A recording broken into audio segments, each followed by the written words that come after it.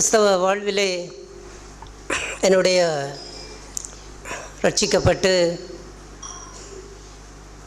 32 வருடங்கள் 33 வருடங்கள் ஆகின்ற இந்த வாழ்க்கையிலே, அந்த வாலிப காலங்களிலே அவ்வாறு ரட்சிக்கப்பட்டு அந்த காலங்கள் தொடங்கி அதிகமாய்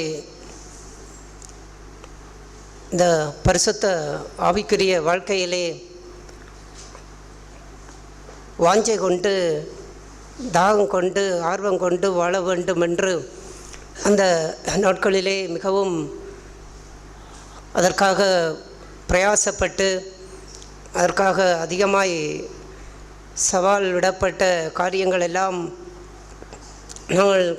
நான் கேட்ட சத்தியங்கள், உபதேசங்கள், கற்பனைகள், அதையெல்லாம் தாண்டி அதை சவாலிட்டதெல்லாம் முன் சென்று எங்களுக்கு முன்னே சென்று நடத்தின சகோதர விசுவாசிகள், சகோதரர்கள், ஊழியர்கள், அநேக உத்தம சாட்சிகளை உடையவர்களுடைய ஜீவியம், அந்த வாழ்வுதான் அந்த காலங்களிலே சவாலிட்டது.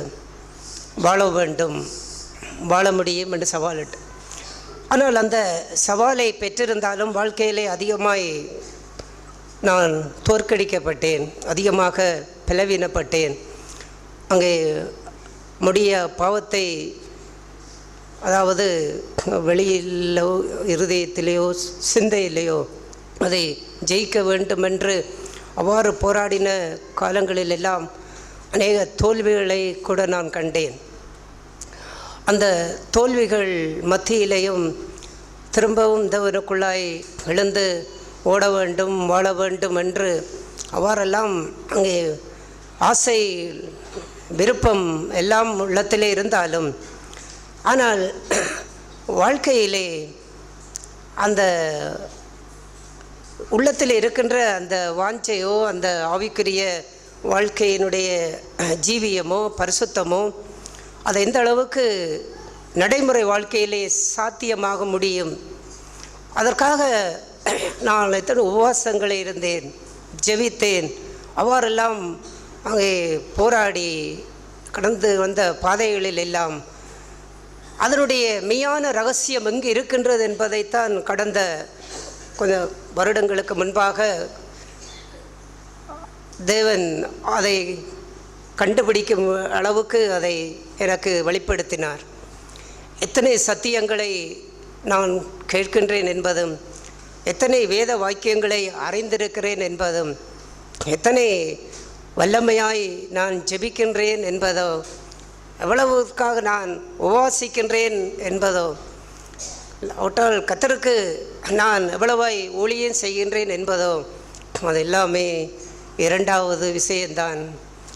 முதலாவது, அது எங்கிருந்து வாழ்வு ஆரம்பிக்கப்பட வேண்டும் என்பதை அந்த காலங்களிலே கர்த்தர் இடைபட ஆரம்பித்த அந்த வாழ்வுதான் தெய்வ அன்பு, கல்வாரி சிநேகம், இயேசு கிறிஸ்துவின் அந்த மெய்யான அன்பு.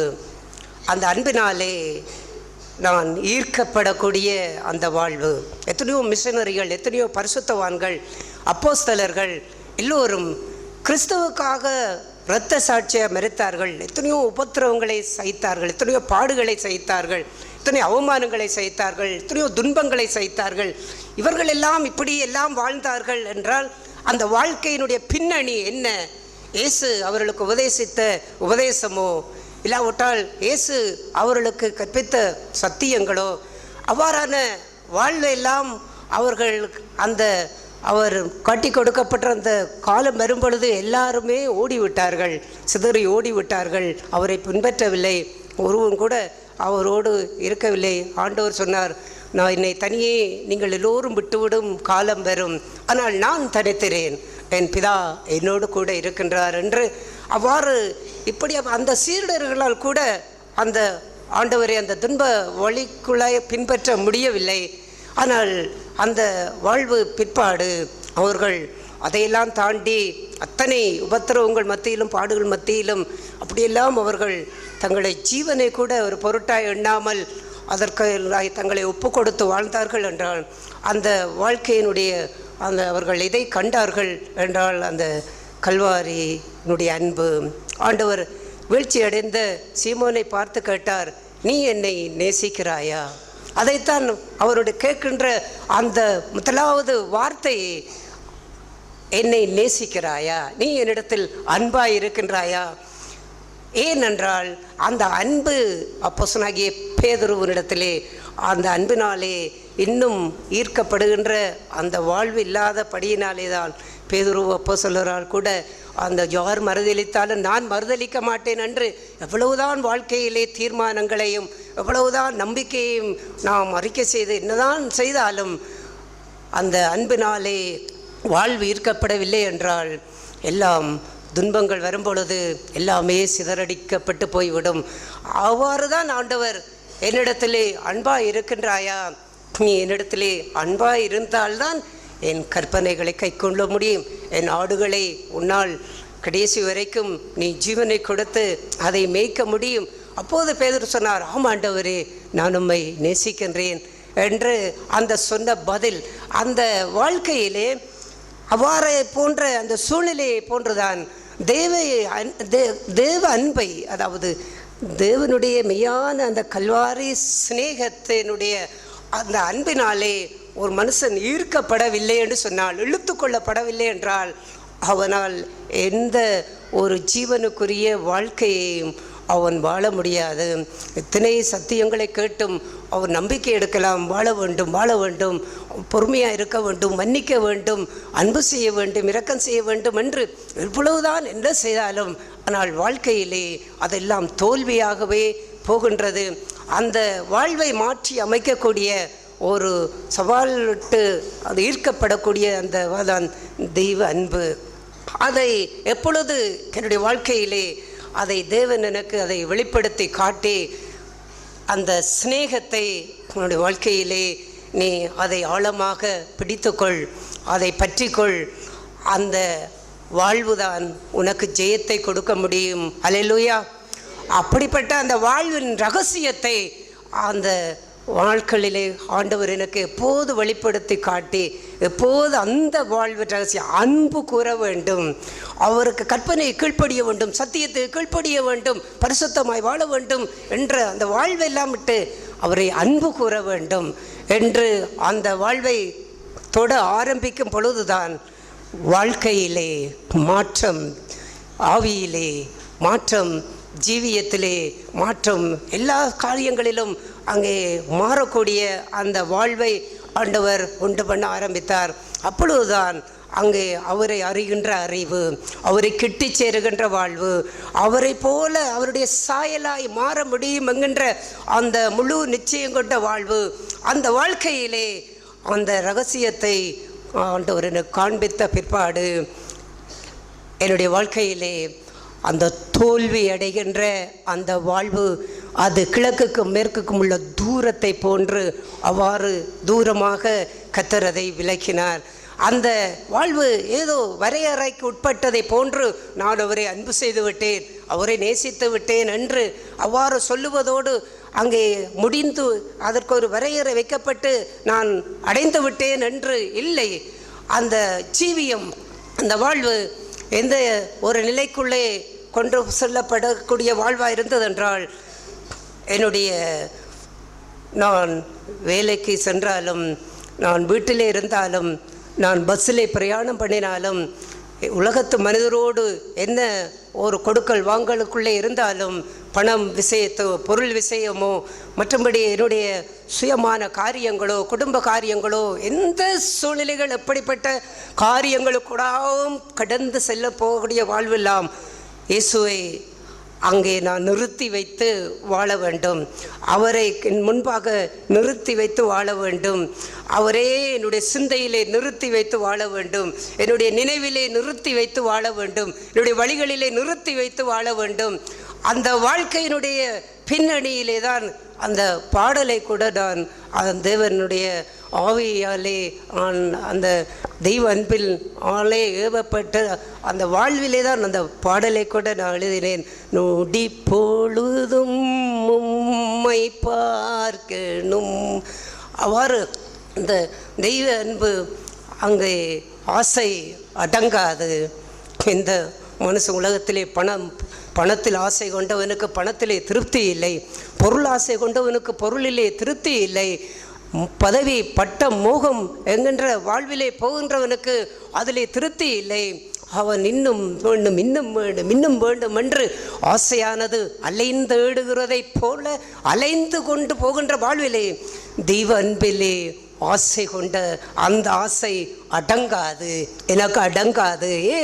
ஏனென்றால் இந்த பூமியிலே உயிர் மூச்சுள்ள வரைக்கும், நான் உயிரோடு வாழுகின்ற வரைக்கும் அந்த ஆசை இன்னும் எனக்குள்ளே அது தீவிரம் கொண்டு கொண்டே இருக்கின்றது. இன்னும் அவரை கிட்டி சேர வேண்டும். அப்படிப்பட்ட அந்த அன்பிலே ஈர்க்கப்பட்ட அந்த வாழ்க்கையிலே தான் ஜெயம் என்கின்ற ஒரு வாழ்வை நான் கண்டுகொள்ள ஆரம்பித்தேன். அந்த வாழ்க்கையிலே ஆரம்பிக்கும் பொழுது பாவம் எனக்கு பார சுமையை போல இருக்கவில்லை, அது எனக்கு பெரிய ஒரு அழுத்தத்தை கொடுக்கவில்லை. இளைப்பாறுதல், என்னிடத்தில் வாருங்கள், இளைப்பாறுதல் உங்களுக்கு தருவேன் என்றார். இளைப்பாறுதல் என்றால் என்ன? பாவத்தை தன்னுடைய வாழ்க்கையிலே பாரத்தை போன்று சுமந்து கொண்டு முடியாதென்கின்ற அந்த வாழ்வு எல்லாம் தெய்வத்தை அன்பு கூர்ந்து வாழுகின்ற அந்த சிநேகத்தை அறியாத வாழ்வுதான். அந்த வாழ்வுக்குள்ளே ஒருவன் நடத்தப்படும் பொழுது அவனுடைய பாரங்கள் எல்லாம் நீங்கி இளைப்பாறுதலோடு இருப்பான்.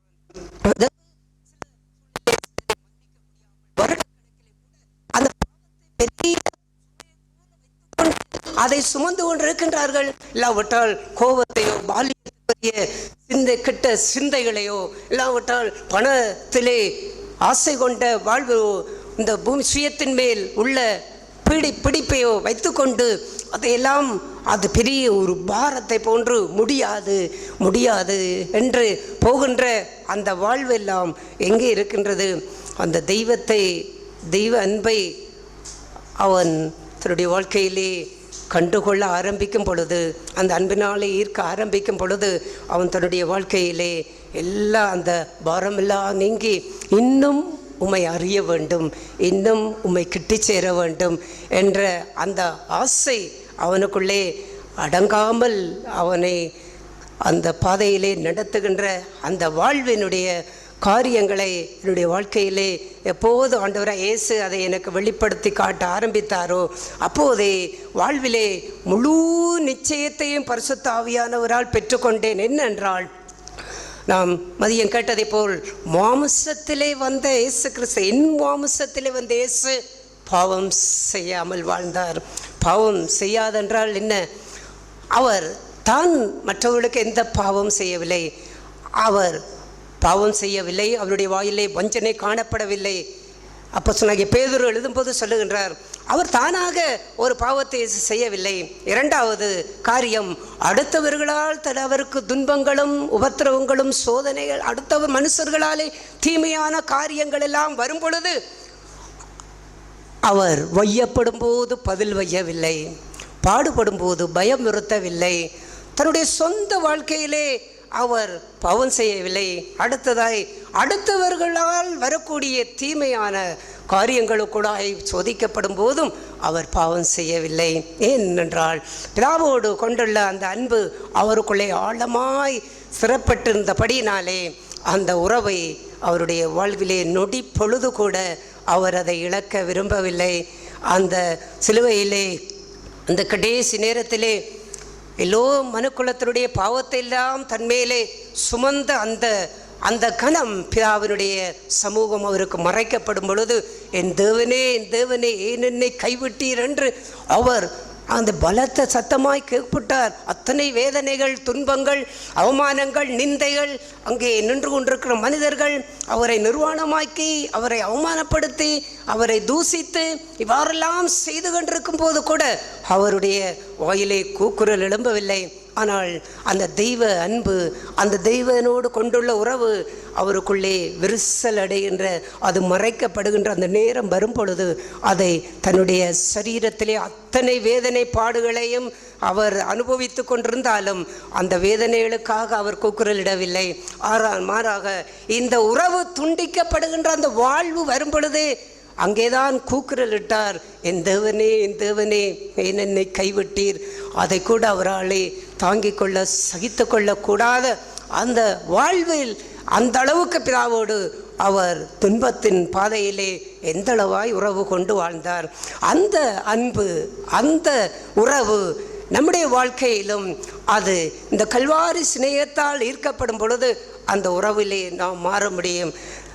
அந்த காரியங்களை குறித்து ஆண்டவர் பேசும் பொழுது என்னோடு பேசினார். யாத்திரையாமத்தின் புஸ்தகத்திலே மோசேயை ஆண்டவர் இஸ்ரவேல் ஜனங்களை கொண்டு வரும்படிக்கு அவர்களை அழைக்கின்றார்.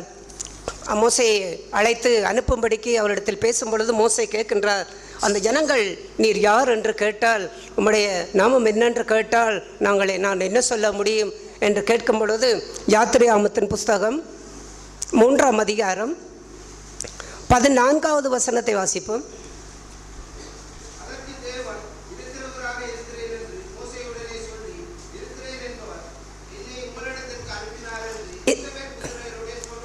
போதும். இந்த வார்த்தை ஆண்டவரோடு ஒரு சவாலான ஒரு வார்த்தையாக இருந்தது. உம்முடைய நாமம் இருக்கிறவராகவே இருக்கின்றேன், நான் மாற மாட்டேன். அல்லேலூயா. அது வல்லமையிலே இருக்கிறவராக இருக்கிறேன், அது வல்லமையிலேயும் அவர் இருக்கிறவராக இருக்கின்றேன். அதை எவ்வாறு என்னுடைய வாழ்க்கையிலே தேவன் அதை கோடிட்டு காட்டினார் என்றால், நான் இருக்கிறவராகவே இருக்கின்றேன். அதாவது என்னுடைய பரிசுத்தம், என்னுடைய நீதி, என்னுடைய உண்மை, என்னுடைய அன்பு, என்னுடைய இரக்கம், என்னுடைய மன்னிப்பு, என்னுடைய தயவு, என்னுடைய சமாதானம் எல்லாம் இருக்கிறபடியே இருக்கின்றது. ஒன்றும் மாறாது, ஒன்றும் மாற்றமடையாது. நான் இருக்கின்றேன். எப்படி இருக்கின்றேன்? அந்த தெய்வ சாயலாக நான் எப்படி இருக்கின்றேனோ அப்படியே இருக்கின்றேன். வானம் அழிந்தால் பூமி அழிந்தாலும் எந்த மனிதன் எவ்வாறு போனாலும் அங்கே நான் இருக்கிறவராகவே இருக்கின்றேன். என்னை அன்புறுகின்ற வாழ்விலே உனக்கு எது தேவை? இந்த வாழ்த்தையை ஆண்டவர் அவ்வாறு தான் என்னிடத்திலே சவால் விட்டார். இருக்கிறவராகவே இருக்கின்ற என்னை உன்னுடைய வாழ்க்கையிலே நீ எப்படி பார்க்க விரும்புகின்றாய்? தேவன் அந்த நாமத்தை உடையவராய், அவருடைய எல்லா தெய்வத்துவம், பரிசுத்தம் எல்லாமே அது மாறாததாக இருக்கின்றதே. அப்படிப்பட்ட ஒரு வாழ்வை தான் ஆண்டவராகிய இயேசு கிறிஸ்துவை குறித்து சொல்லப்படும் போது புதிய ஏற்பாட்டிலே எபிரேயருக்கு எழுதின நிருபம் 13ஆம் அதிகாரம், எபிரேயருக்கு எழுதின நிருபம் 13ஆம் அதிகாரம் 8வது வசனத்தை வாசிப்போம். ஆமென், அல்லேலூயா.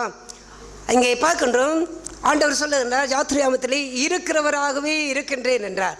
இங்கே பார்க்கின்றோம், இயேசு கிறிஸ்து. நாம் மதியம் சௌரர் பேசினதை போன்று கிறிஸ்து, அதாவது மாம்சத்திலே வெளிப்பட்ட கிறிஸ்து. அவர் மாம்சத்திலே வெளிப்பட்டார். அந்த மாம்சத்திலே வெளிப்பட்ட கிறிஸ்து, இயேசு கிறிஸ்து நேற்றும் இன்றும் என்றும் மாறாதவர். அது மாறாதவர் என்றால் என்ன?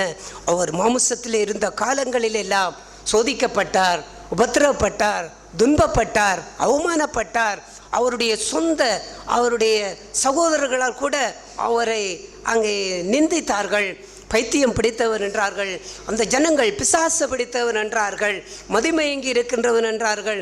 அவரோடு கூட அப்பம் புசித்து என்னுடைய பிராண சிநேகிதன் என்மேல் தன் குதின்காலை தூக்கினான் என்று அந்த அளவுக்கெல்லாம் இயேசு எல்லாராலும் பாடுபட்டார், எல்லாராலும் துன்பப்பட்டார். அப்படிப்பட்ட அந்த வாழ்விலே எல்லாம் மாம்சத்தில் வந்த இயேசு கிறிஸ்து அவர் பாவம் செய்யவில்லை. அவருடைய வாயில் வஞ்சனை காணப்படவில்லை. அவர் மாறவில்லை. அவரை யாரும் மாற்ற முடியவில்லை. அவருடைய அன்பை, அவர் அன்பு செய்கின்ற வாழ்வை யாரும் மாற்ற முடியவில்லை. அவர் மன்னிக்கின்ற வாழ்வை யாரும் மாற்ற முடியவில்லை. எந்த சோதனையும் மாற்ற முடியவில்லை, எந்த துன்பமும் மாற்ற முடியவில்லை, எந்த உபத்திரவமும் மாற்ற முடியவில்லை, எந்த நிந்தைகளும் அவமானங்கள், தீமையான பழிச்சொற்கள், தீமையான காரியங்கள் எதுவுமே மாற்ற முடியவில்லை. அவர் மாறாதவராய் இருக்கின்றாரே, இருக்கிறவராகவே இருக்கின்றார் என்ற தேவநாமம் உடைய தேவன் இன்றைக்கு இயேசு கிறிஸ்துவை குறித்து சொல்லப்படும் பொழுதும் அவர் மாறாதவராய் இருக்கின்றார். அவர் மாறவில்லை. அவரை காட்டி கொடுக்கின்ற யூதாஸ் தன்னோடு அப்பம் புசித்தவன் தெரியும். அவன் வரும் பொழுது, அவன் முத்தமிட வரும் பொழுது அவனுக்கு முகத்தை கோண வைக்கவில்லை. அவருடைய முகம் மாறவில்லை. அவருடைய இருதயத்திலே கசப்பு கொண்டு அவருடைய சொற்பிரயோகம் அது மாறவில்லை. அவர் யூதாஸை பார்த்து அவருடைய பார்வை மாறவில்லை. சிலுவையிலே அறைந்து விட்டு தன்னை நிந்தித்து கொண்டு, தன்னை தூசித்து கொண்டு, தனக்கு விரோதமான காரியங்களை செய்து கொண்டிருக்கின்ற இந்த மனிதர்களை எல்லாம் பார்க்கும் பொழுது அவருடைய சுபாவம் மாறவில்லை, அவருடைய தூய்மை மாறவில்லை, அவருடைய பரிசுத்தம் மாறவில்லை, அவருடைய திவ்ய சுபாவங்கள் மாறவில்லை. அவர் மாறாதவராகவே இருக்கின்றார். இருக்கிறவராகவே தன்னுடைய பரிசுத்த ஜீவியத்தை, தன்னுடைய தேவனுடைய பரிசுத்தமான வாழ்வை அவர் தன்னுடைய வாழ்க்கையிலே எந்த மனுஷனுடைய காரியத்திற்காகவும் தன்னை மாற்றிக்கொள்ளவில்லை. இந்த உலகத்தின் மகிமையெல்லாம் சாத்தான் கொண்டு வந்து அவருக்கு முன்பாக நிறுத்தும் பொழுது அவர் மாறவில்லை. சிலருக்கு பணம் வந்தால் மாறிவிடுகின்றார்கள், சிலருக்கு பதவி வந்தால் மாறிவிடுகின்றார்கள், சிலருக்கு கொஞ்சம் வசதியான வாழ்க்கை வந்தால் மாறிவிடுகிறார்கள். மிக ஏழையாக இருக்கும் பொழுது அங்கே கர்த்தரை நன்றாய் அவர்கள் விசுவாசம் கொண்டு வாழ்வார்கள். கொஞ்சம் வசதி வந்து விட்டால் கர்த்தரை தேடுகிற வாழ்க்கையை இழந்து விடுகிறார்கள், மாறுகின்றார்கள். எல்லோரும் அவர் மற்றவரிடத்திலே அன்பாக இருக்கும் பொழுது, சமாதானமாக இருக்கும் பொழுது நல்லா இருப்பார்கள், நல்ல சந்தோஷமாக இருப்பார்கள். அவர்களுக்கு பிடிக்காத ஏதோ ஒரு விஷயத்தை யாராவது பேசிவிட்டால், செய்துவிட்டால் மாறிவிடுவார்கள். அவருடைய முகபாவனை மாறிவிடும். காயினை பார்த்து, ஏன் உன் முகநாடி வேறுபட்டது, ஏன் மாறினது, ஏன் உனக்கு எரிச்சல் வந்து விட்டது, ஏன் எரிச்சல் வந்தது, உன்னுடைய சகோதரனுடைய காரியங்களை நிமித்தம் ஏன் உனக்கு எரிச்சல், ஏன் நீ மாறுகின்றாய், ஏன் நீ இருக்கிறவராகவே இருக்கின்ற அந்த தெய்வத்தை நீ அன்பு கொண்டால் உன்னிடத்தில் இருக்கின்ற தெய்வ சுபாவங்களை நீ அதை இருக்கிற வண்ணமாகவே சகோதரன் சொன்னதை போல் போக்கிலும் மரத்திலும் அவர் எங்களை பாதுகாக்கின்றார்.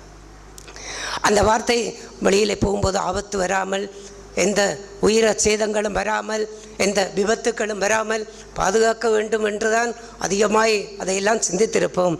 ஆனால் சகோதரன் பேசும் பொழுது, போகும்போது வெளியில் வீட்டிலிருந்து போகும் பொழுது, என்னுடைய வியாபார ஸ்தலத்துக்கு போகும் பொழுதோ, பாடசாலைக்கு போகும் பொழுதோ, பிரயாணம் போகும் பொழுதோ, இல்லாவிட்டால் வெளியில் எந்த அலுவலுக்கு போகும் பொழுதோ நான் எப்படி போகின்றேனோ அதே சமாதானத்தோடு நான் திரும்பி வருகின்ற அந்த வாழ்வு. எத்தனை மனிதர்களை சந்திக்கலாம், அது தீமையான மனிதர்களாகவும் இருக்கலாம், நன்மை செய்கிற மனிதர்களாகவும் இருக்கலாம், நன்மை அன்பு செய்கிறவர்களாகவும் இருக்கலாம், நம்மை வெறுக்கிறவர்களாகவும் இருக்கலாம். அப்படிப்பட்ட பலவிதமான மனிதர்கள் சூழ்நிலைகள் எல்லாம் சந்தித்து வரும்போது எப்படி வருகின்றேன்? மாறாதவர் இயேசு மாறவில்லை. அவர் எந்த சூழ்நிலைக்குள்ளும் போய் வரும்போது மாறவில்லை. பிசாசு பிடித்தவன் என்றார்கள், அவர் மாறவில்லை. எத்தனை குற்றச்சாட்டுகளை சாட்டுகிறார்கள், நீ பதில் ஒன்றும் சொல்லுகிறது இல்லையா என்று பிலாத்து கேட்கும்போது கூட அவர் மாறவில்லை. அவர் பிதாவுக்கு முன்பாய் தன்னுடைய பரிசுத்தத்தை எப்படி பாதுகாத்து கொள்ள வேண்டுமோ அவ்வண்ணமாகவே அவர் பாதுகாத்தார். அவர் பாவம் செய்யவில்லை, தன்னை மாற்றிக்கொள்ளவில்லை, தன்னுடைய சுபாவத்தை மாற்றிக்கொள்ளவில்லை, தன்னுடைய அன்பை மாற்றிக்கொள்ளவில்லை, மன்னிக்கின்ற வாழ்வை மாற்றிக்கொள்ளவில்லை. அந்த யூதாசை பார்த்து சிநேகிதனே என்று அவன் முத்தமிடுவதற்கு தன்னையே விட்டு கொடுத்தார். யாராவது நமக்கு துரோகம் செய்த மனிதர் நம்மை முத்தமிட வந்தால் ஒருவேளை இருதயத்திலே கூட நாம் அந்த வேதனை, அதாவது குமுறலை வைத்து கொண்டு கூட அதை என்ன செய்ய வேண்டும், நாம் விசுவாசியாய் இருக்கின்றோமே என்று சகித்து அதை நாம் ஏற்றுக்கொள்ள முடியும். இயேசு அதை சகித்து ஏற்றுக்கொள்ளவில்லை, சமாதானத்தோடு ஏற்றுக்கொண்டார். ஏன்? அவர் மாறாதவராயிருந்தார். அவர் தன்னை எந்த துன்பங்களுக்குள்ளாகவும் அவர் மாறவில்லை. எத்தனை வாழ்விலே நாம் மாறுகின்றோம். அந்த காரியங்களை ஆண்டவர் என்னிடத்திலே பேசினார். நீ எப்படியெல்லாம் மாறுகின்றாய், உன்னுடைய பேச்சு எப்படியெல்லாம் மாறுகின்றது, உன்னுடைய சாயல் எப்படியெல்லாம் மாறுகின்றது, உன்னுடைய வார்த்தைகள் எப்படி மாறுகின்றது, உன்னுடைய பார்வை எப்படி மாறுகின்றது, உன்னுடைய செயற்பாடுகள் எப்படி மாறுகின்றது, ஏன் மாறுகின்றது? நீ தெய்வத்தை அந்த கல்வாரி சிநேகத்தை நீ நோக்கி பார். அங்கு அவர் எப்படி இருந்தார்? அவர் மாறாதவராக இருந்தாரே. நீயும் உன்னுடைய வாழ்க்கையிலே நீயும் மாறாத அந்த பரிசுத்த தூய வாழ்வை ஏன் காத்துக்கொள்ள முடியாது? எப்படி நான் மாற முடியும்? அதையெல்லாம் ஆண்டவர் இயேசு எப்படி வெளிப்படுத்துவார்? ஏதோ பெரிய பெரிய அந்த சொன்னதை போல் மாம்சத்தின் கீழ் வெளியரங்கம், விபச்சாரம், தேசித்தனம், அசுத்தம், கொலைகள், பகைகள், விரோதங்கள், விக்கிரக ஆராதனைகள், சண்டைகள், மார்க்கபேதங்கள், இப்படிப்பட்ட பெரிய பெரிய வெளிப்படையான காரியங்களை செய்து கொண்டு மாறுவதல்ல. அவருடைய சிந்தை மாறாமல் இருக்க வேண்டும். அவருடைய பார்வை மாறாமல் இருக்க வேண்டும். இருதயத்தின் நினைவுகள் மாறாததாக இருக்க வேண்டும்.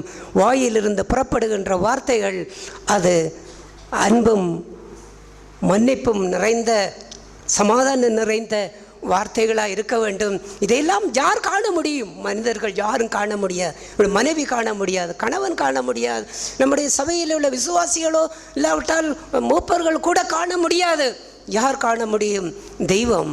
அந்த மாறாத கல்வாரி அன்பை நோக்கி பார்க்கின்றவன் அவன் நொறுங்குண்டு, ஆண்டவரே உம்மை போல் நான் இல்லையே, என்னை மன்னியும், என்னை மாற்றும், என்னை மாற்றும்.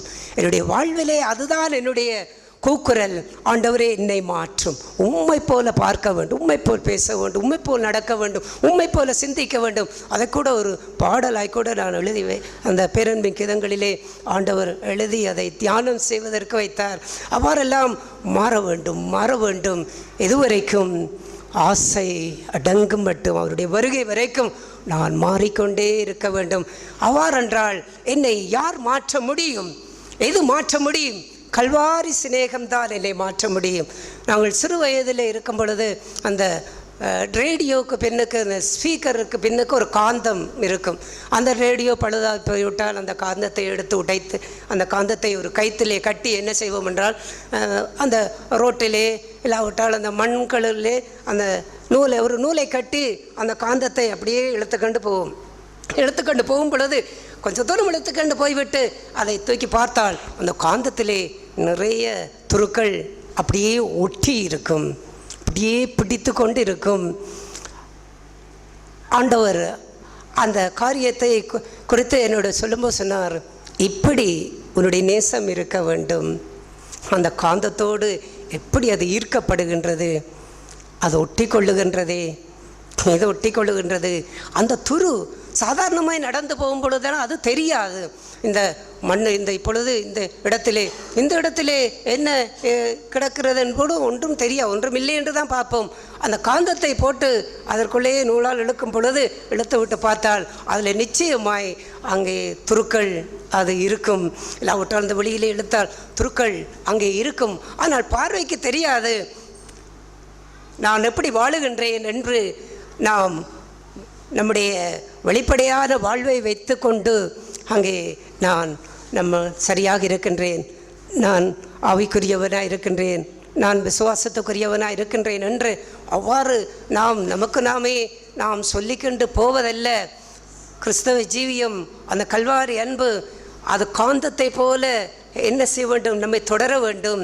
அந்த காந்தம் எப்படி அந்த சிறு சிறு துருக்கள் எல்லாம் அது இழுத்து தன்னோடு ஒட்டி வைத்திருக்கிறதை போன்று அதோடு ஈர்க்கப்படுகின்ற ஜீவியம். அந்த ஈர்க்கப்படும் பொழுது கண்ணால் பார்க்க முடியாத காரியங்கள், நாம் நிதானிக்க முடியாத காரியங்கள், நாம் சரியென்று நினைத்த காரியங்கள், நாம் பிழையில்லை என்று நினைத்த காரியங்கள் அந்த காந்தத்துக்குள்ளே ஈர்க்கப்படும் பொழுது, ஆகா, இங்கு ஒரு தெய்வ அன்பிலே குறை இருக்கின்றது, இங்கு என்னுடைய தூய்மையிலே குறை இருக்கின்றது, என்னுடைய பார்வையினுடைய விதத்திலே குறை இருக்கின்றது, நான் பேசினேன் ஆனால் அந்த பேச்சின் தொனியிலே குறை இருக்கின்றது, ஒன்றை நன்மையை செய்தேன் ஆனால் அந்த நன்மைக்கு பின்பாக என்ன ஆவி இருக்கின்றது, ஒன்றை கொடுத்தேன், கொடுப்பது என்ன நோக்கத்திற்காக கொடுத்தேன். எல்லா சூழ்நிலையிலும் அந்த துருக்கள் எல்லாம் அதை ஈர்த்து தன்னோடு வைத்து கொண்டு அதை அந்த வாழ்வை சுத்திகரிக்கின்ற அந்த ஜீவியம் இருக்கின்றதே, அந்த தெய்வ அந்த சிநேகம், அந்த சிநேகத்தினாலே ஈர்க்கப்படுகின்ற இந்த வாழ்விலே, இந்த உலகத்திலே நான் சொல்லக்கூடிய காரியமெல்லாம் கர்த்தர் என்னை பூமிக்குரிய வாழ்விலும் ஆவிக்குரிய வாழ்விலும் அவர் ஆசீர்வதித்து கொண்டு வருகின்றார். அவ்வாறு அந்த ஆசீர்வதிக்கப்பட்டு வந்தாலும் அதையெல்லாம் ஒரு பொருட்டாய் நான் எண்ணுவதே இல்லை. கர்த்தருக்கு மகிமை உண்டாவதாக, கர்த்தருக்கு நன்றி செலுத்துகின்றேன். அதெல்லாம் ஆசையை போல நான் பிடித்து கொள்வதற்கு கர்த்தர் எனக்குள்ளே அந்த ஆவியை தரவில்லை. காரணம் என்னென்றால், அந்த தெய்வ சிநேகத்திலே நான் ஈர்க்கப்பட்டிருக்காவிட்டால் என்னுடைய சிநேகம் உலகத்தை நோக்கும், என்னுடைய சிநேகம் பணத்தை நோக்கும், என்னுடைய சிநேகம் ஒரு வசதியான வாழ்க்கையை நோக்கும். ஆனால் உம்மை அன்பு கூறும் வாழ்வில் உலகம் வெறுக்குதே. இந்த உலகமே வெறுப்பாய் போகின்ற வாழ்வு தெய்வ சிநேகத்தை வாழ்க்கையிலே கண்டுகொண்டபடியினாலான். ஆகையால் எந்த மனிதன் என்ன செய்தாலும், அவன் எப்படி ஏமாற்றினாலும், எவ்வளவு துரோகம் செய்தாலும், இந்த வாழ்விலே தெய்வத்தை நேசிக்கின்ற இந்த வாழ்விலே என்னுடைய அந்த அவரோடு கொண்டுள்ள உறவின் அந்த தூய்மையை இழந்து விடாதபடிக்கு இந்த உலகத்தில் உள்ள எதையுமே, அதை உடல் பொருள் ஆவி அனைத்தையுமே இழந்தாலும் உம் அன்பின் தியாகத்திற்கு ஒன்றுமே ஈடில்லை. ஆகையால் அவ்வாறான ஒரு வாழ்விலே என்னுடைய இருதயம் எல்லாம் எதை நாளை ஈர்க்கப்படுக அந்த காந்தத்தை போன்ற தெய்வ சிநேகம், அந்த தெய்வ சிநேகம் நம்ம எல்லோருக்கும் தேவை.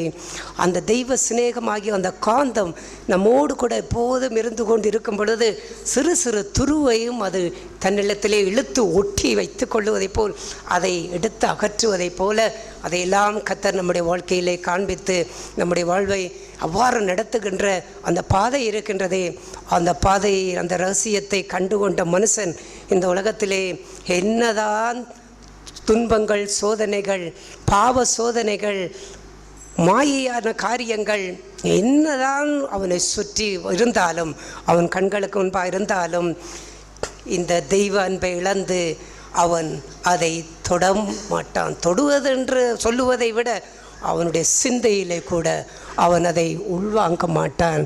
அவனுடைய வாழ்வு இங்கே ஆண்டவர்களுடைய அன்பிலே அதை போதும், அது பிடிக்கப்பட்ட வாழ்வுக்குள்ளாக இருக்கும்.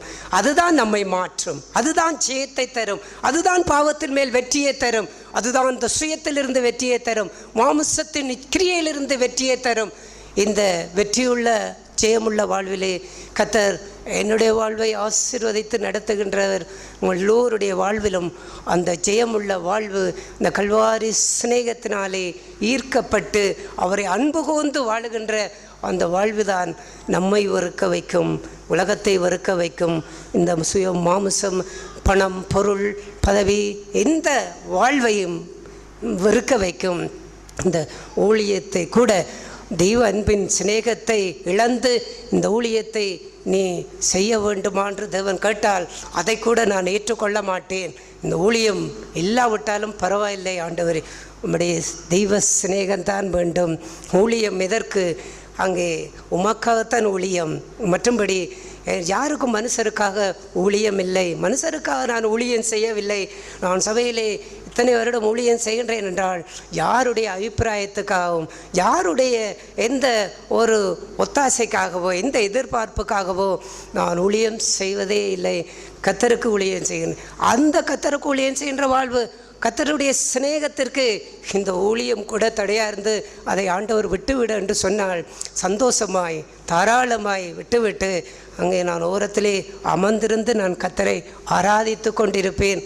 காரணம் என்ன என்றால் தெய்வ சிநேகம், அதுதான் பிரதானம். அந்த தெய்வ சிநேகத்தினாலே நடத்தப்படுகின்ற அந்த வாழ்வு மிக மகிழ்ச்சியுள்ள வாழ்வு, சந்தோஷம் நிறைந்த வாழ்வு, சமாதானம் நிறைந்த வாழ்வு. அது சபையிலும் குடும்பத்திலும் தனிப்பட்ட வாழ்க்கையிலும் நிறைந்து வழிகின்ற வாழ்வு.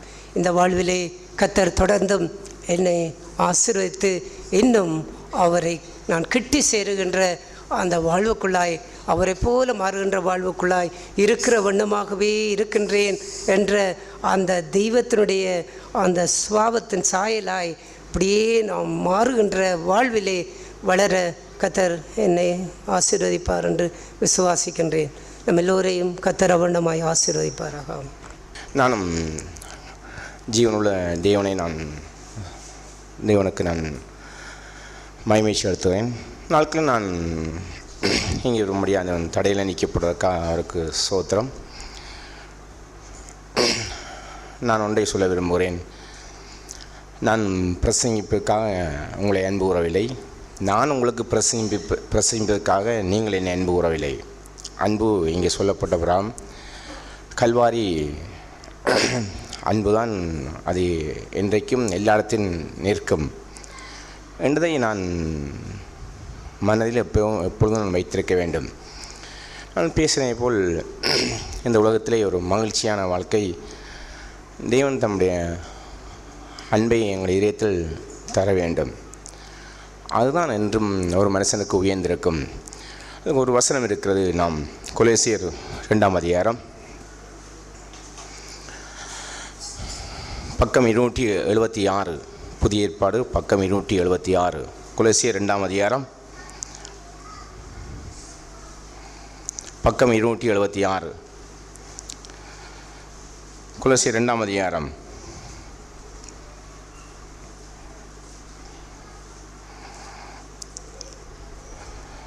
கொலோசியர் 2ஆம் அதிகாரம்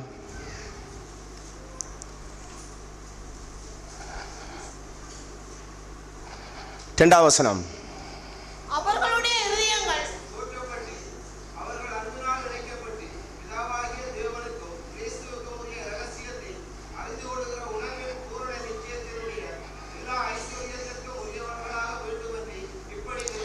இங்கே நாம் இந்த வசனம் என்னை கடந்த காலங்களில் என்னை உற்சாகப்படுத்தினது. இந்த பூமியிலே நான் எந்த மனுஷனத்திலும் நான் சோர்ந்துவாமல் இருக்க வேண்டும்னு சொன்னால், எந்த நிலையிலும் நான் சோர்ந்துவாமல் இருக்க வேண்டும்னு சொன்னால், பிதாவாகிய தேவனுக்குள் கிறிஸ்துவின் அன்பின் ரகசியத்தை அறிந்து கொள்ள வேண்டும். நாம் காலையில் பார்த்தோம், இயேசு சொன்னார், என்னை பின்பற்ற விரும்பினால் ஒரு மனுஷன் தன்னைத்தானே வெறுத்து தன் சிலுவையை சுமந்து கொள்ள கடவான். அந்த இரகசியத்திலிருந்து வேதத்தில் ஏராளமான இரகசியத்தை தேவன் வைத்திருக்கிறார். அதை என்னுடைய சொந்த வாழ்க்கையில் நானாகவே அறிந்து கொண்டால் இந்த உலகத்தில் என் வாழ்க்கை என் இதயம் என்ன செய்யும், பூரித்துவிடும். நான் யார் மத்தியிலும் செயல்பட்டாலும் என்ன செய்யும், எனக்கும் அவளுக்கும் அன்பற்ற விதத்தில் எந்த ஒரு இடைவெளியும் இருந்து விடாது. அது குடும்பத்தில் இருக்கலாம், சபையாக கூடி வரலாம், அல்லாவிட்டால் வேறு சபையாக கூடி வரக்கூடிய ஒரு கிறிஸ்தவ தெய்வனுடைய பிள்ளைகளாக இருக்கலாம். அவங்க மத்தியில் எந்த விதத்திலும் என் விதத்தில் அன்பற்ற சுபாவம் இருந்து விடாது. அப்படித்தான் இயேசு வாழ்ந்தார். இயேசு இந்த பூமியில் தான் 33 வருஷம் வாழ்ந்தாலும் அவர் ஊழியத்தில் 3.5 வருஷம் அவர் செயல்பட்டார். அந்த 3.5 வருஷத்திலும் தேவன் இந்த பூமியிலே என்ன செய்யும், இயேசு ஏராளமான அன்பை என்ன செய்ய வைத்திருந்தார். அந்த அன்புக்கு வேதத்தில் அந்த அன்பை காண வேண்டும் என்று சொன்னால் வேதத்தில் என்ன செய்யும், அதுக்குரிய ரகசியம் என்னென்னதை நான் உங்களுக்கு ஒரு வசனத்தை காண்பிக்கிறேன். மத்தேயு சுவிசேஷம் 12ஆம் அதிகாரம். அன்பின் ரகசியத்தை அறிந்து கொள்ள வேண்டும் சொன்னால் அந்த அன்பை அறிந்து கொள்வதற்கு ஏராளமான வசனம் இருக்கிறது. எங்கள் வாழ்க்கையில் நிலையிலே ஏராளமான வசனங்கள் இருக்கிறது. அந்த அன்பின் ரகசியத்தை அறிந்து கொள்வதற்கு ஒரு வசனத்தை காண்பிக்கிறேன். மத்தேயு சுவிசேஷம் 12ஆம் அதிகாரம் பக்கம் 17, புதிய ஏற்பாடு பக்கம் 17. மத்தேயு சுவிசேஷம் 12ஆம் அதிகாரம்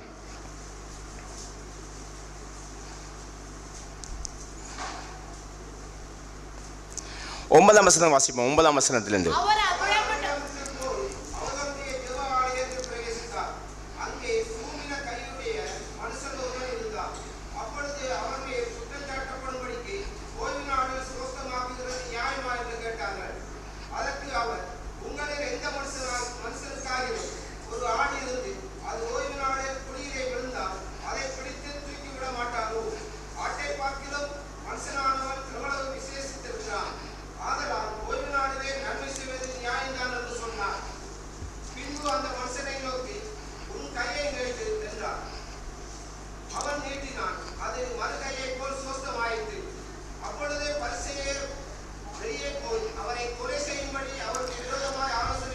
நாம் கொலை செய்து பார்த்தோம்.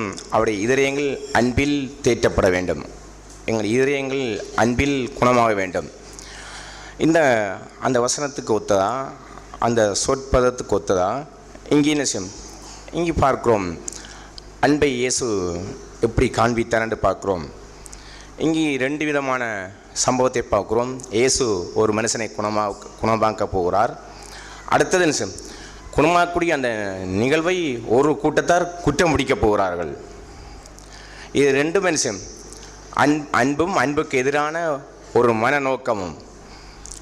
இது அன்பின் ரகசியத்தை நாங்கள் எங்கள் இதயத்தில் வைத்திருப்பதற்கு ஒரு நல்ல ஒரு இயேசுடைய ஜீவன், அவருடைய முன்மாதிரி.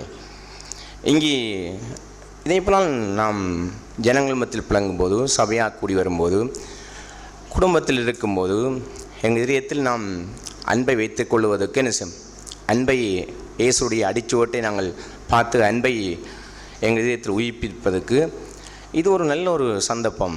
இங்கே இயேசு இங்கே நன்மை செய்ய போகிறார். அந்த நன்மையை குற்றம் பிடிக்கக்கூடிய அளவுக்கு ஒரு கூட்டத்தார் இருக்கிறார். இதில் உங்களுக்கு புரிந்திருக்கும், இதில் யார் ஆஸ்வதிக்கப்பட்டார்கள், யார் ஆஸ்வாதத்தை பெற்றுக்கொண்டார்கள்? ஒரு சிறுமியான மனுஷனா, தங்களுக்கு எல்லாம் தெரியுமெண்டோ ஒரு சுபாவத்தில் இருக்கிற மனுஷர் யார் ஆஸ்வாதத்தை பெற்றுக்கொண்டார்கள்? சிறுமியான ஒரு நபர், அதாவது ஒரு தன்னால் ஒன்றுமே செய்ய முடியாத ஒரு நபரை என்ன அந்த நபர் மத்தியில் என்ன நடந்தது? இயேசுடைய ஆசீர்வாதத்தை அவர் பெற்றுக்கொண்டார். அந்த நபர் அவருடைய கைகளை கர்த்தர் குணமாக்கினார். அந்த தூரத்துக்கு இயேசுடைய இதயத்தில் என்ன இருந்தது? அன்பு இருந்தது.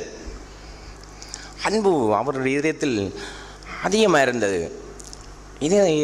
இதை நான் வாசிக்கும்போது கேட்கும்போது அதிகமாக சந்தோஷம் அடைந்தேன். ஆண்டவரே, இந்த பூமியில் நான் அடுத்தவளை நான் குற்றம் பிடித்தால் நான் உங்களுடைய ஆசீர்வாதத்தை இழந்து விடுவேன். ஒன்று, நான் இந்த பூமியிலே அடுத்தவாள் குற்றஞ்சாட்டப்பட்டு என் சிறுமையை உணர்ந்தால், ஆண்டவரே, நான் என்ன செய்ய முடியும்? உம் அன்பை என் இதயத்தில் அதிகமாக நான் பெற்றேன். உங்களுடைய சந்தோஷத்தை நான் பெற்று விடுவேன், உங்களுடைய மகிழ்ச்சியை பெற்று விடுவேன், உங்களுடைய ஆறுதலை பெற்று விடுவேன், உங்களுடைய விடுதலையை பெற்று விடுவேன் என்பதை நான் கடந்த நாட்கள் கற்றுக்கொண்டேன். அதனால் நான் ஒரு நபரை கூடிய நான் குற்றஞ்சாட்டுவதற்கு என் இதயத்தை அடைப்பதற்கு பிராசப்படுகிறேன். அதுக்கு பதிலாக எப்பொழுதும் ஆண்டவரே, கல்வாரி அன்பு எப்படிப்பட்டது? அது என் சிறுமையில் எனக்கு உதவி செய்யும், என் சிறுமையில் என்னை விடுதலையாக்கும் என்பதை எங்கள் இதயம் தேற்றப்படவும், பிதாவாகிய தேவனுக்குள் இயேசு கிறிஸ்துவாலே ஆசீர்வாதத்தை பெறவும் என்னை செம்மையாக வழிநடத்தும் என்றதை இந்த வசனத்தின் அறிந்த நாளிலிருந்து இதுவரைக்கும் நான் தேவனுடைய கிருபையினால் நான் பலப்படுவதற்கு இந்த வசனங்கள் எனக்கு காரணமாக இருக்கிறது. கல்வாரி அன்பு இப்படித்தான் நான் காண்பித்த இந்த ஒரு வசனம் தேவனுடைய அன்பை எங்கள் இதயத்தில் பெற்று வைத்திருப்பதற்கு அடையாளம். இயேசுவை பின்பற்றுவதற்கு எங்கள் இதயத்தில் ஒரு சிறந்த ஒரு மாதிரி. இயேசு எப்பொழுதும் இந்த பூமியில் அவருடைய அன்பு எப்பொழுதும் தனக்கு பிடித்த திறமையான ஜனங்களை தேடி செல்வது கிடையாது. எப்பொழுதும் தன் வாழ்க்கையிலே இயலாமையில் உணர்ந்த ஜனங்கள் மத்தியிலான என்ன செய்வார்? அவருடைய அன்பை வைத்து என்ன செய்வார்? அவர் இதயங்களை குணமாக்குவார்.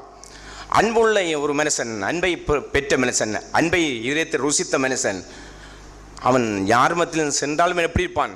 ஆண்டவே, எனக்கு இவர்களுக்கும் ஒன்றும் இல்லை. நான் இங்கே வரும்போது அப்படித்தான் நான் வந்தேன்.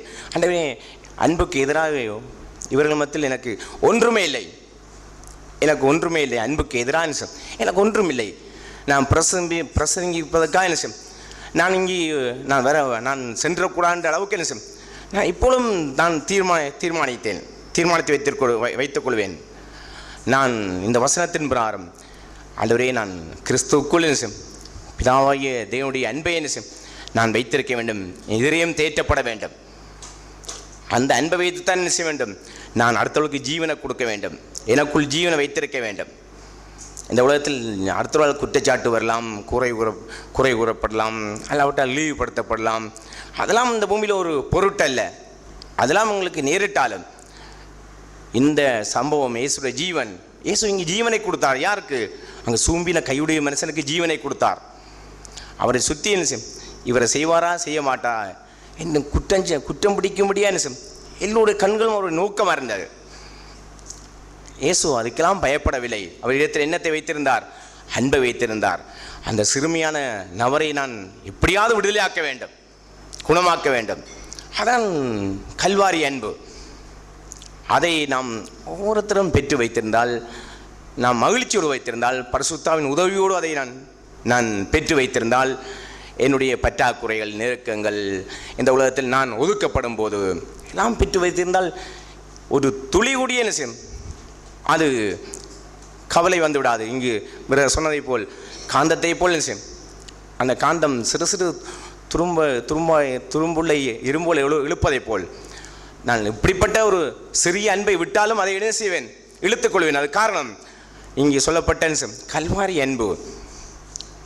இதை நான் சும்மா இங்கே நான் பேசவில்லை. நிறையத்தில் நான் தேவனுக்கு சந்தோஷத்தை தந்தபடியாக தான் பேசுகிறேன். நான் பேசும்படியாக நான் உங்களை அன்பு கூறவில்லை, நான் பேச வேண்டும்ன்றதுக்காக நீங்கள் அன்பு கூறவில்லை. இதான் அந்த ரகசியம். அந்த ரகசியம் எப்படிப்பட்டது? இதயத்தில் தேற்றப்பட வேண்டும், தேவனுடைய அன்பில் இணைக்கப்பட வேண்டும். தேவன் அன்பைக்கு ஏற்றவரான விஷயம். நாம் வாழக்கூடிய ஒரு ஜீவனை வேதத்தில் ஏராளமாக சொல்லப்பட்டிருக்கிறது. நான் காண்பித்தது ஒன்று தான். ஆனால் எப்பொழுதும் என்னை கர்த்தர் உற்சாகப்படுத்துகிற காரியம், இயேசுவின் அடிச்சோட்டை பார்த்து அவருடைய அன்பை கண்டுதான் என்னை உற்சாகப்படுத்துவார். என்னை வெள்ளியில் ஆஸ்வதிப்பார், பொன்னில் ஆஸ்வதிப்பார், எனக்கு வீடு தருவார், வங்களா தருவார், பிள்ளைகளை உயர்த்துவார். அந்த சந்தோஷத்தை நான் நான் அது பிள்ளைகள் சொல்லவில்லை. அந்த சந்தோஷத்தை என் இதயம் விரும்புவது கிடையாது. ஆண்டவரே, உன் அடிச்சோட்டை காண்பித்து என்ன செய்ய வேண்டும், என் இதயங்களை உற்சாகப்படுத்த வேண்டும். அதான் இந்த உலகத்தில் எங்களுடைய இதயம் குணமாக்கப்படக்கூடிய தேவனுடைய ரகசியம் உள்ள அன்பு. அதுதான், அதில் ஒன்றுதான் இது. இப்படி அநேக காரியங்கள். இங்கே இந்த சம்பவத்தில் அடுத்த சம்பவத்தை நாங்கள் வாசித்தோம். அவரை கொலை செய்ய முடியாது. அங்கு எல்லோரும் துணிகரமாக சூழ்ந்து நின்றார்கள். ஆனால் இயேசுவின் என்ன செய்யவில்லை, பயப்படவில்லை. அடுத்தவள் அன்புற விஷயத்தில் ஒரு துளியுடி பின்னிக்கவில்லை. வாசித்து பாருங்கள். இன்னொரு சம்பவத்தில் சொல்லப்பட்டு இயேசுவை குறித்து அவர்கள் முறுக்க வரி கொண்டு என்ன செய்தார்கள், அவரை சூழ்ந்திருந்தார்கள். இயேசு என்ன செய்தார், சோர்ந்து போகவில்லை. அந்த இடத்தில் அந்த நபர்களை அன்பு கூர்ந்து அவர்களுக்கு நன்மை செய்தார். அப்படித்தான் இந்த உலகத்தில் அன்பை வைத்திருக்கிற மனுஷனுடைய அடையாளம். அது எங்கே வரும்னு சொன்னால், இயேசுவின் மாதிரியுடைய அன்பை எங்கள் இதயத்தில் பரிசுத்தாவின் கிருபை கொண்டு இதயத்தில் பதிக்கவில்லைன்னு சொன்னால், நாம் இவ்வளோ இந்த உலகத்தில் மகிழ்ச்சி உள்ள ஜனங்களைப் போல் இருக்க காண்பித்தாலும் என்னுடைய இதயம் எப்படி இருக்கும், வெறுமையாகத்தான் இருக்கும், முறுமுப்பாக இருக்கும், சலசலப்பாக இருக்கும், கசப்பாக இருக்கும். இந்த உலகத்தில் அவுசுவாசமான பேச்சுகள், குறை சொல்லுதல், ஒரு தூற்றி பிடிக்கக்கூடிய காரியங்கள், குற்றஞ்சாட்டுதல். அதுக்காக நான் பிழையான காரியங்கள் ஒத்துப்போவும் நான் சொல்லவில்லை. ஆனால் அன்பிலால் நிறைந்தால் என்ன செய்யும், முதல் எனக்கு மகிழ்ச்சியாக இருக்கும். பிள்ளைகள் குடும்பத்தில் சபையில் குறையுள்ள ஜனங்களை கண்டால் அவர்களை அப்படியே விட வேண்டும் நான் சொல்லவில்லை. முதலாவது நான் தேவனுடைய அன்பினாலே மகிழ்ச்சியை பெற வேண்டும். இந்த காரியங்களை பார்த்து தேவனுடைய அன்பினாலே நான் மகிழ்ச்சியை பெற்றேன், என் இதயத்தை பாதுகாக்க வேண்டும். அந்த மகிழ்ச்சி தான் முதலாவது காரியம் இல்லாமல் ரெண்டாவது காரியம் நடைபெறாது. அதான் இந்த உலகத்தில் நான் சொல்ல விரும்புவதெல்லாம், இந்த உலகத்தில் இப்படித்தான் இந்த உலகத்தில் எங்களுக்கு எல்லாம் வாய்த்ததாக இருந்தாலும், வாய்ப்பதை போல் தெரிந்தாலும், கர்த்தரிடம் சென்று தாழ்மையான இதயத்தோடு என்ன செய்ய வேண்டும், நான் இந்த உலகத்தில் அன்பை பெறுவதற்கு நான் என்னை சரியாக என்னை ஆராய்ந்து பார்த்து ஒப்புக் கொடுக்க வேண்டும். என் இதயத்தை கழுவ வேண்டும். ஆண்டவரே, என்னுடைய இதயத்தில் அன்பில்லாத காரியத்திலாம் இந்த உலகத்தில் எல்லாம் என்ன செய்யும், என் வாழ்க்கையில் தலைகளாக நடைபெறுகிறது, கவலை வருகிறது, பதட்டம் வருகிறது, சோர்வு வருது, சோம்பரித்தனம் ஆவி வருகிறது, குறை சொல்ல வருது, மனம் புண்படக்கூடிய காரியம் வருகிறது. ஒரு கூட்டமாக ஜனங்கள் வாழ்ந்தால், ஒரு குடும்பத்தில் பிள்ளைகள் வாழ்ந்தால், அந்த குடும்பத்தில் அதிகபட்சம் என்ன வரும், மனம் புண்படக்கூடிய ஆவி வரும். அந்த மனம் புண்படக்கூடிய ஆவியை நீக்க வேண்டும்னு சொன்னால், தேவனுடைய அன்பில் எங்கள் இதயம் தேற்றப்பட வேண்டும். நான் காண்பித்த இந்த வேத வசனங்களை இதே போல் ஏராளமான வேத வசனம் இருக்கிறது. இயேசு கடினமாக சொன்னாரான். அவர் சடக்கண்டு அவர் சீசர்களை எச்சரித்தார், உண்மைதான். ஆனால் அவர் இதயத்தில் நான் என்னை பொறுத்த மட்டில் அவர் எச்சரித்திருந்தாலும், அவர் ஆறுதலாக பேசியிருந்தாலும், அன்பை நான் கற்றுக்கொள்வதற்கு ஒரு நபரை வழிநடத்துவதுதான் முக்கியமான காரியம். உபதேச ரீதியாக நாம் சட்டத்திட்டங்களை போட்டு நான் வைத்திருப்பது அது ரெண்டாவது காரியம். அன்பினாலே தேவனை சபையாக குடியிடக்கூடிய ஜனங்களில் அன்பினாலே இதயத்தில் அவர்கள் பலப்படத்தான் என்ன செய்யும், அங்கு முறுமுறுப்பு வராது, சஞ்சலம் வராது, போட்டி வராது, பொறாமை வராது, சலசலப்பான இழுபறியான அன்பு வராது, குறை சொல்ல வராது, ஒதுங்கி இருக்கக்கூடிய ஆவி வராது. இங்கே நீங்கள் அன்பில் என்று சொன்னால் நீங்கள் இப்படித்தான் நல்லவரை போல் எத்தனை வருஷம் ஆண்டு இருந்தாலும் என்ன செய்வீர்கள், ஒதுங்கி இருக்க பழகுவீர்கள். இங்கு எனக்கு ஒன்றுமில்லை, இவர்கள் என்னை ஒரு பொருட்டை உண்ணுவது கிடையாது, இவர்கள் என்னை மதிப்பது கிடையாது, இவர்கள் நான் சொல்வதை கேட்பது கிடையாது, நான் சரியில்லை, என் பிள்ளைகள் சரியில்லை, என் கணவன் சபைக்கு வருவது கிடையாது. இப்படிதான் பல நோக்கத்தை வைத்து என்ன செய்யும், கர்த்தருடைய அன்பு இல்லாட்டியால் ஒதுங்கி இருக்க ஆரம்பித்துடுவோம். ஒதுங்கி இருக்கிறவன் எப்படிப்பட்டவன், அவன் மிக ஒரு சமாதானம் இழந்த ஒரு நபர். கர்த்தருடைய சபையில் சிறிய கர்த்தருடைய விசுவாசத்தை பெற்ற பிற்பாடு, கர்த்தருடைய பாவமன்னிப்பு நிச்சயத்தை பெற்ற பிற்பாடு, கர்த்தருடைய அன்பை இதயத்தில் பெற்றால் அவர்கள் ஒரு நாளும் ஒதுங்கி இருக்க மாட்டார்கள். எப்பொழுதும் சுறுசுறுப்பாக என்ன செய்யும், தாழ்மையாக இருப்பார்கள். அவர்கள் ஏதோ ஒளியில் என்ன செய்யும், ஒருவருக்கொருவர் என்ன செய்யும், ஏதோ ஒளியில் ஜீவனை கொடுப்பார்கள். நன்மை செய்ய திராணி இருக்கும்போது செய்ய ஆரம்பிப்பார்கள். இப்படி ஏராளம் இருக்கிறது. நான் சொன்னேன், நான் இதுவரைக்கும் ஆதி நாட்களை விடுங்கள், இப்போது நான் சமீப நாட்களாக என் இதயத்தில் நான் இதை அறிந்து கொள்ள விரும்புகிறேன்னு சொன்னால், வேதவசனம் ஒரு வசனத்தை படித்தாலும் ஆண்டவரே உன் அன்பை எனக்கு உன் அன்பினாலே என் இதயத்தை நிரப்பிவிடும், அது போதும். இதெல்லாம் நான் யாரும் அடுத்தவன் கற்றுக்கொண்ட காரியம் இல்லை. தேவன் சுயமாக என்னோடு பேசின காரியம், என்னுடைய பலவீனங்களை காண்பித்த காரியம். நீ இதை செய்ய வேண்டும், இதை வைத்திருக்க வேண்டும், இதுதான் முக்கியம் என்றதை என்ன செய்யும், என் தேவன் எனக்கு காண்பித்த காரியம். அதுக்கு ஒத்த காரியம்தான் கல்வாரி அன்பு தான் என்ன செய்யும், இந்த பூமியில் என்ன செய்யும், ஒரு மனுஷன் இதயத்தில் ஜெயத்தை உருவாக்கும், ஒரு விடுதலையை உருவாக்கும். இதயத்தில் ஒரு மனசமத்தில் விடுதலை இல்லைன்னு சொன்னால், இதயத்தில் கர்த்தருடைய சந்தோஷத்துக்கு ஜெயம் இல்லைன்னு சொன்னால், அவன் எவ்வளோதான் கோடீஸ்வரனாக இருந்தாலும் கூடி அத்தனையும் எப்படிப்படுது, பூச்சியம். நான் எவ்வளோதான் வரத்தை உடையவனாக இருந்தாலும், நான் மதிப்பும் கனத்தை பெற்றவனாக இருந்தாலும் கூடி கல்வாரி அன்பு இல்லைன்னு சொன்னால், எல்லாம் இந்த உலகத்தில் எப்படிப்பட்டது, பூச்சியமானது.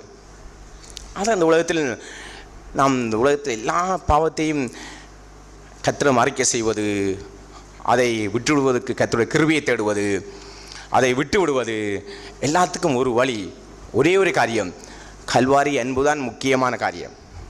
அதுதான் நான் கண்டுகொண்ட உண்மை. அதுக்கு ஒத்தாதான் நான் நாட்களில் நான் உற்சாகமடைந்தேன். இது நான் அதான் திருமணம் சொல்கிறேன், நான் பிரசங்கிப்பதற்காக உங்களை அன்பு கூறவில்லை, நீங்களும் நான் பிரசங்கிக்க வேண்டதுக்காக என்ன அன்பு கூறவில்லை. இது மெயினாக இருக்கிறது, முக்கியமாக இருக்கிறது. இங்கே சொல்லப்பட்ட இதயங்கள் அன்பினாலே தேற்றப்பட்டு தேவனுக்குள் கிறிஸ்துவினாலே பிழைத்திட வேண்டும். அதில் ஒரு வசனம்தான் நான் காண்பித்த அந்த சூம்பி நகையே கர்த்தர் குணமாக்கக்கூடிய அந்த சம்பவம். அதான் அந்த பூமியில் நாம் எங்களை ஆராய்ந்து பார்த்து தேவனுக்கும்பா அதில் நாம் தேவனுக்கு தாகத்தை தேடுவோம். இந்த உலகத்தில் உண்மையான குணமடைவதற்கு கர்த்தருக்கும்பா நாங்கள் செயல்படுவோம்.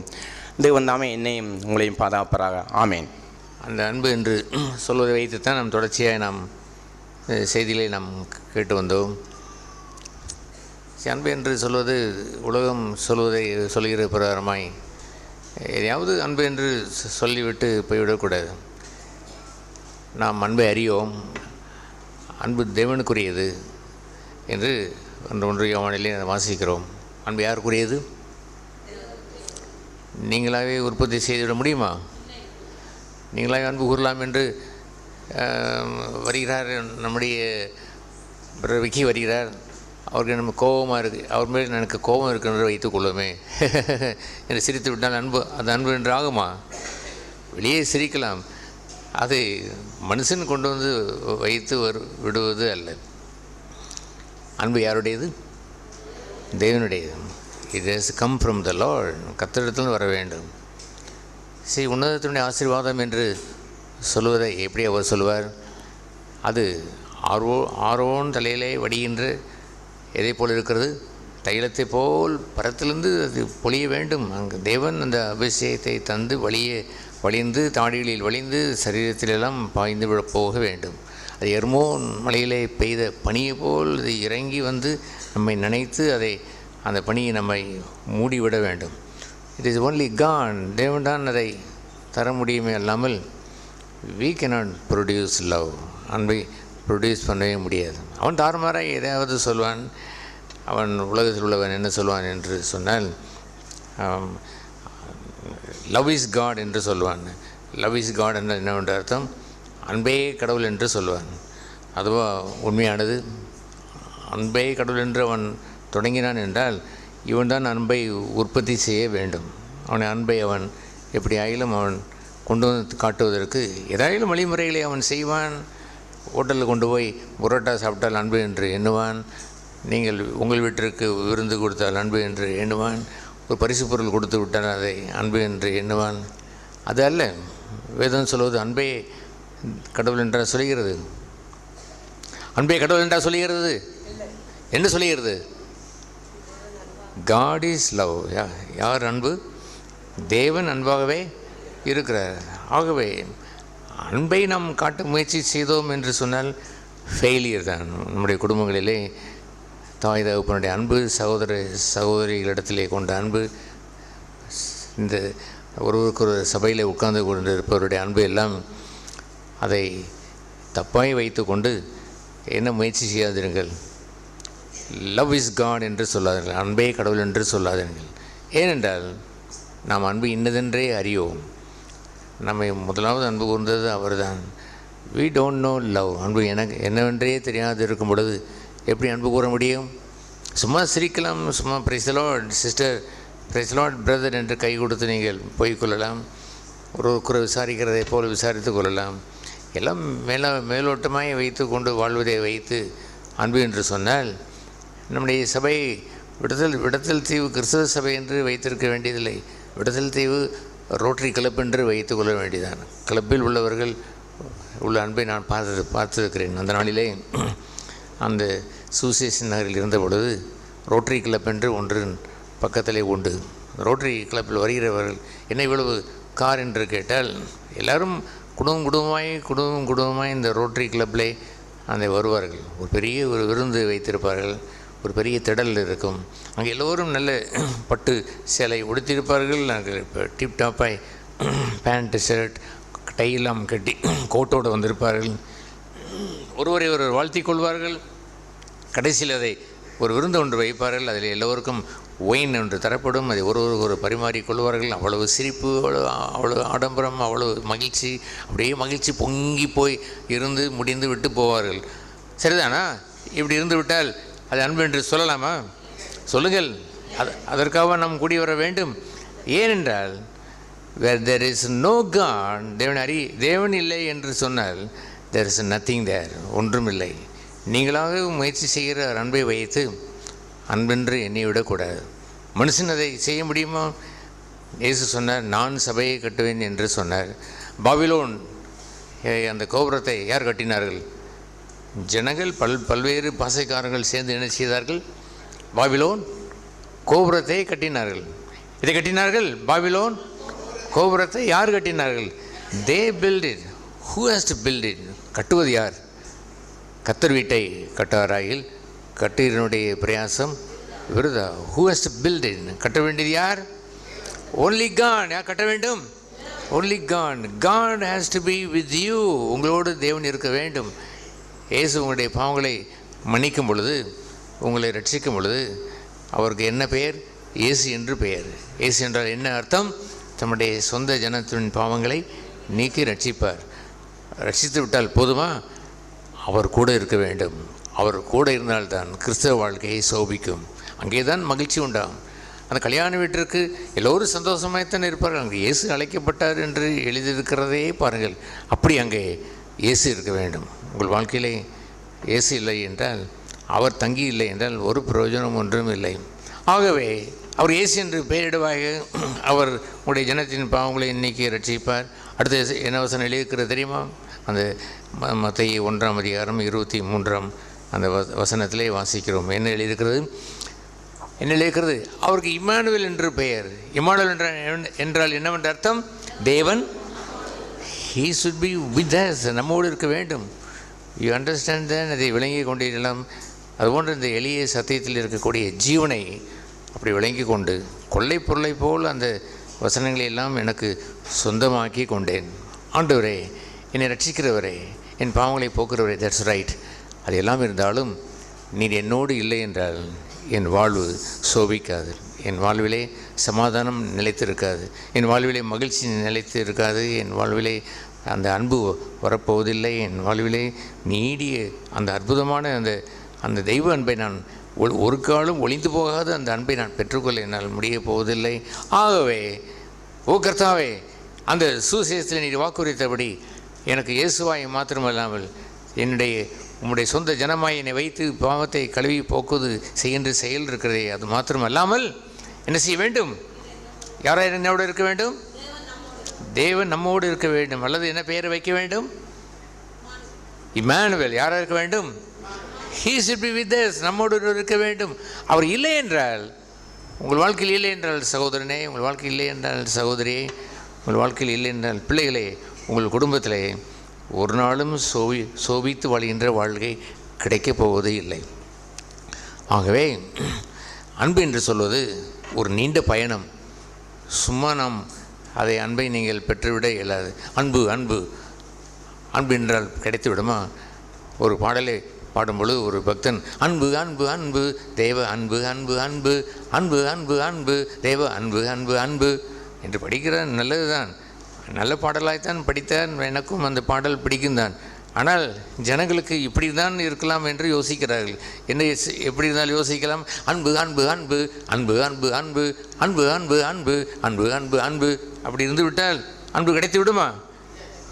யாரோ உன்னுடைய தங்கச்சி அக்காவை போட்டு அடிக்கிறாள், இன்னொரு தங்கச்சி வந்து சொல்ல அடிக்காதே அன்பு அன்பு அன்பு என்று சொன்னால் உடனே அவள் அன்பு காட்ட முடியுமா?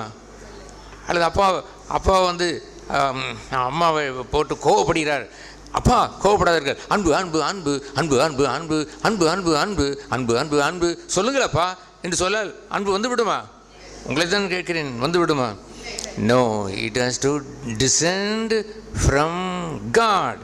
தேவனிடத்திலிருந்து அந்த பனி இறங்குவதை போல் ஆரோன் தலையிலே ஊற்றப்பட்ட அவனுடைய தலையிலே வழிந்து அந்த நற்கந்தம் அவனுடைய தாடியிலே ஒளியி அதை உடம்பு முழுதும் நனைந்து போகிறதை போல் it is to come from God. ஆகவே அந்த அற்புதமான அந்த 1 கொரிந்தியர் 13ஆம் அதிகாரத்தில் எல்லோருக்கும் தெரியும். 1 கொரிந்தியர் 13ஆம் அதிகாரம் என்றால் என்ன சொல்லுங்கள், சேர்ந்து சொல்லுங்கள் பார்ப்போம். என்ன அது? எஸ், அன்பை பற்றி இது இருக்கிறது. 1 கொரிந்தியர் 13 என்ன சகோதரர்களே? ஏன் இப்பொழுதே அவர்கள் நம்முடைய விக்கி கன்னத்திலே கை வைத்து விட்டார். என்ன எழுதியிருக்கிறது 1 கொரிந்தியர் 13ஆம் அதிகாரம்? எல்லோருக்கும் நன்றாய் தெரியும் அன்பு என்று சொல்கிறது. அன்பே பிரதானம் சகோதர, அன்பே பிரதானம். எல்லாம் தெரியுமா தானே? படிங்கள் பார்ப்போம். அன்பே பிரதானம் சகோதர, அன்பே பிரதானம். நாள் முழுவதும் இதை படித்து கொண்டே இருங்கள், அன்பு கிடைத்து விடுமா? அவன் என்னமோ ஐயப்போ என்னமோ கத்திக்கொண்டு காலையில் கத்தினாலும் சாயங்காலம் வரைக்கும் கத்திக்கொண்டே இருக்கிறான், உடனே கடவுள் கிடைத்து விடுவாரா? இல்லை. You have to go a way of love. அன்பின் பாதை என்று ஒன்று இருக்கிறது. அதைத்தான் அந்த 13ஆம் அதிகாரத்தை படிப்பதற்கு முன்னாக இந்த கடைசி வசனத்தை படிக்க வேண்டும். 13ஆம் அதிகாரத்திற்கு முன்னால் உள்ள 12ஆம் அதிகாரத்தில் உள்ள அந்த கடைசி வசனத்தை சொன்ன பிறகுதான் எத்தனாவது அதிகாரம் ஆரம்பிக்கும்? 13ஆம் அதிகாரம் ஆரம்பிக்கும். அந்த 12ஆம் அதிகாரத்தினுடைய கடைசி வசனம் என்ன சொல்கிறது? இப்படி இருக்க முக்கியமான வரங்களெல்லாம் நாடுங்கள், வரங்களெல்லாம் வேண்டாம் என்று அவர் சொன்னார். வரங்கள் வேண்டாம் என்று சொல்வாரா? இல்லை. வரங்கள் இல்லை என்று சொன்னால் ஊமையான விக்கிரகத்தை வணங்குவதற்கு ஒப்பாக இருக்கும் என்று அதே முந்தின அதிகாரத்திலே அதை அவர் சொல்லுவார். வரங்கள் வேண்டும் தானா? வேண்டும். ஜனங்களை நேசிப்பதற்கும், ஜனங்களுக்கு சுகத்தை அளிப்பதற்கும், ஜனங்களுடைய பேய்களை பிசாசுகளை விரட்டுவதற்கும், அவர்களுடைய நஷ்டங்களிலே ஆறுதலை சொல்லுவதற்கும் என்ன வேண்டும்? வரங்கள் வேண்டும். வரங்கள் வேண்டுமா வேண்டாமா? We should have the gift of God. தேவனிடத்தில் வர வேண்டும். என்னிடத்திலிருந்து எதைத்தான் கொடுத்தாலும் அந்த gift போதாது. It has to come from God. தேவன் கொடுக்கின்ற ஒரு வரம் இருக்கிறதே, அதை வைத்து ஒருவனுக்கு சுகம் கொடுக்க முடியுமே. பொண்ணு வெள்ளியும் என்னிடத்தில் இல்லை, உள்ளதை தருகிறேன், என்னிடத்தில் உள்ளதை தருகிறேன் என்று அன்று பேதுருவும் யோவானும் அந்த ஆலயத்தின் வாசலில் நின்றவனுக்கு சொன்னார்கள். என்ன கொடுத்தார்கள்? என்ன கொடுத்தார்? வரத்தை கொடுத்தார்கள். இந்த வரம் என்ற கொடுத்தார்கள். என்ன கொடுத்தார்கள்? நல்லா சொல்லுங்கள், நல்ல வார்த்தை சொல்லுங்கள். என்ன கொடுத்தார்கள்? சுகம் கொடுத்தார்கள். எதை கொடுத்தார்கள்? என்னிடத்தில் உள்ளதை கொடுக்கிறேன் என்று சொல்லி பிச்சை கேட்டான். அவன் 10 ரூபாய் கொடுத்திருந்தால் 100 ரூபாய் கொடுத்திருந்தாலும் 2 நாளிலே காலியாகி போயிருக்கும். ஆனால் அவனுடைய அத்தனை வருடங்களை அந்த வாசலிலே கிடக்கிறான். அவனுடைய கால்கள் கரடு பிடித்து கிடக்கிறது. நடக்க அவன் முடியவில்லை, ஒரு வேலையும் செய்ய முடியவில்லை. பிச்சைக்காரனாக இருக்கிற அவனுக்கு நல்ல சுகத்தை கொடுத்து விட்டார். அவனை கொண்டு போய் ஆர்த்தோ டாக்டர் இடத்திலே கொண்டு போனால் அவனுக்கு ஆப்ரேஷன் பண்ணுவதற்கு 10 லட்சம் வேண்டும் என்று சொல்லியிருந்திருப்பான். இவன் சுகமாகவனோ ஆகாதோ அதுவும் தெரிவதில்லை என்று அவன் உண்மையான சுகத்தையும் சொல்லவும் மாட்டான். கிடைத்தால் கிடைக்கலாம், கிடைக்காமல் போனாலும் போகலாம் என்று கூட அவன் சொல்லி வைத்திருப்பான். கனப்பொழுதிலே அவன் கொடுத்ததெல்லாம் வரம். அந்த வரத்தில் உள்ள அற்புதம் என்ன? சுகமடைவாயாக எழுந்து நட என்று அவன் கரங்களை பிடித்து நட என்று சொன்னானோ இல்லையோ, அவன் குதித்து அவன் நடனம் பண்ணி அவன் ஜம்ப் பண்ணி அப்படி ஆடி பாடி அவன் கொண்டாடி அந்த ஒரு கணத்திலே அவன் அத்தனை குதித்து விட்டு தேவாலயத்திற்குள் சேர்ந்து போனார்கள். யாரோடு சேர்ந்து போனார்கள்? பேதுருவோடும் யாக்கோபோடும் சேர்ந்து போனார்கள். நான் கேட்கிறேன், நீங்கள் வேத வசனத்தை நேசித்து வாசிப்பது உண்டுதானோ? நீங்கள் எல்லோரும் வேதத்தை நேசித்து வாசிக்கிறீர்களா? சிறுபிள்ளைகள் கையிலே கூட வேதம் இருக்கிறதா? கையில் இருக்கிற வேதத்தை அங்கே வைத்திருக்கிறீர்கள், உங்கள் வேதத்தை கீழே வைத்திருக்கிறீர்கள். ஏன் இப்படி வைத்திருக்கிறீர்கள்? வேதத்தை வாசிக்க வேண்டும். இந்த வேதத்தில் தான் செல்வங்கள் அடங்கி இருக்கிறது. வேதம் அது என்ன வேதம் என்று எழுதியிருக்கிறது?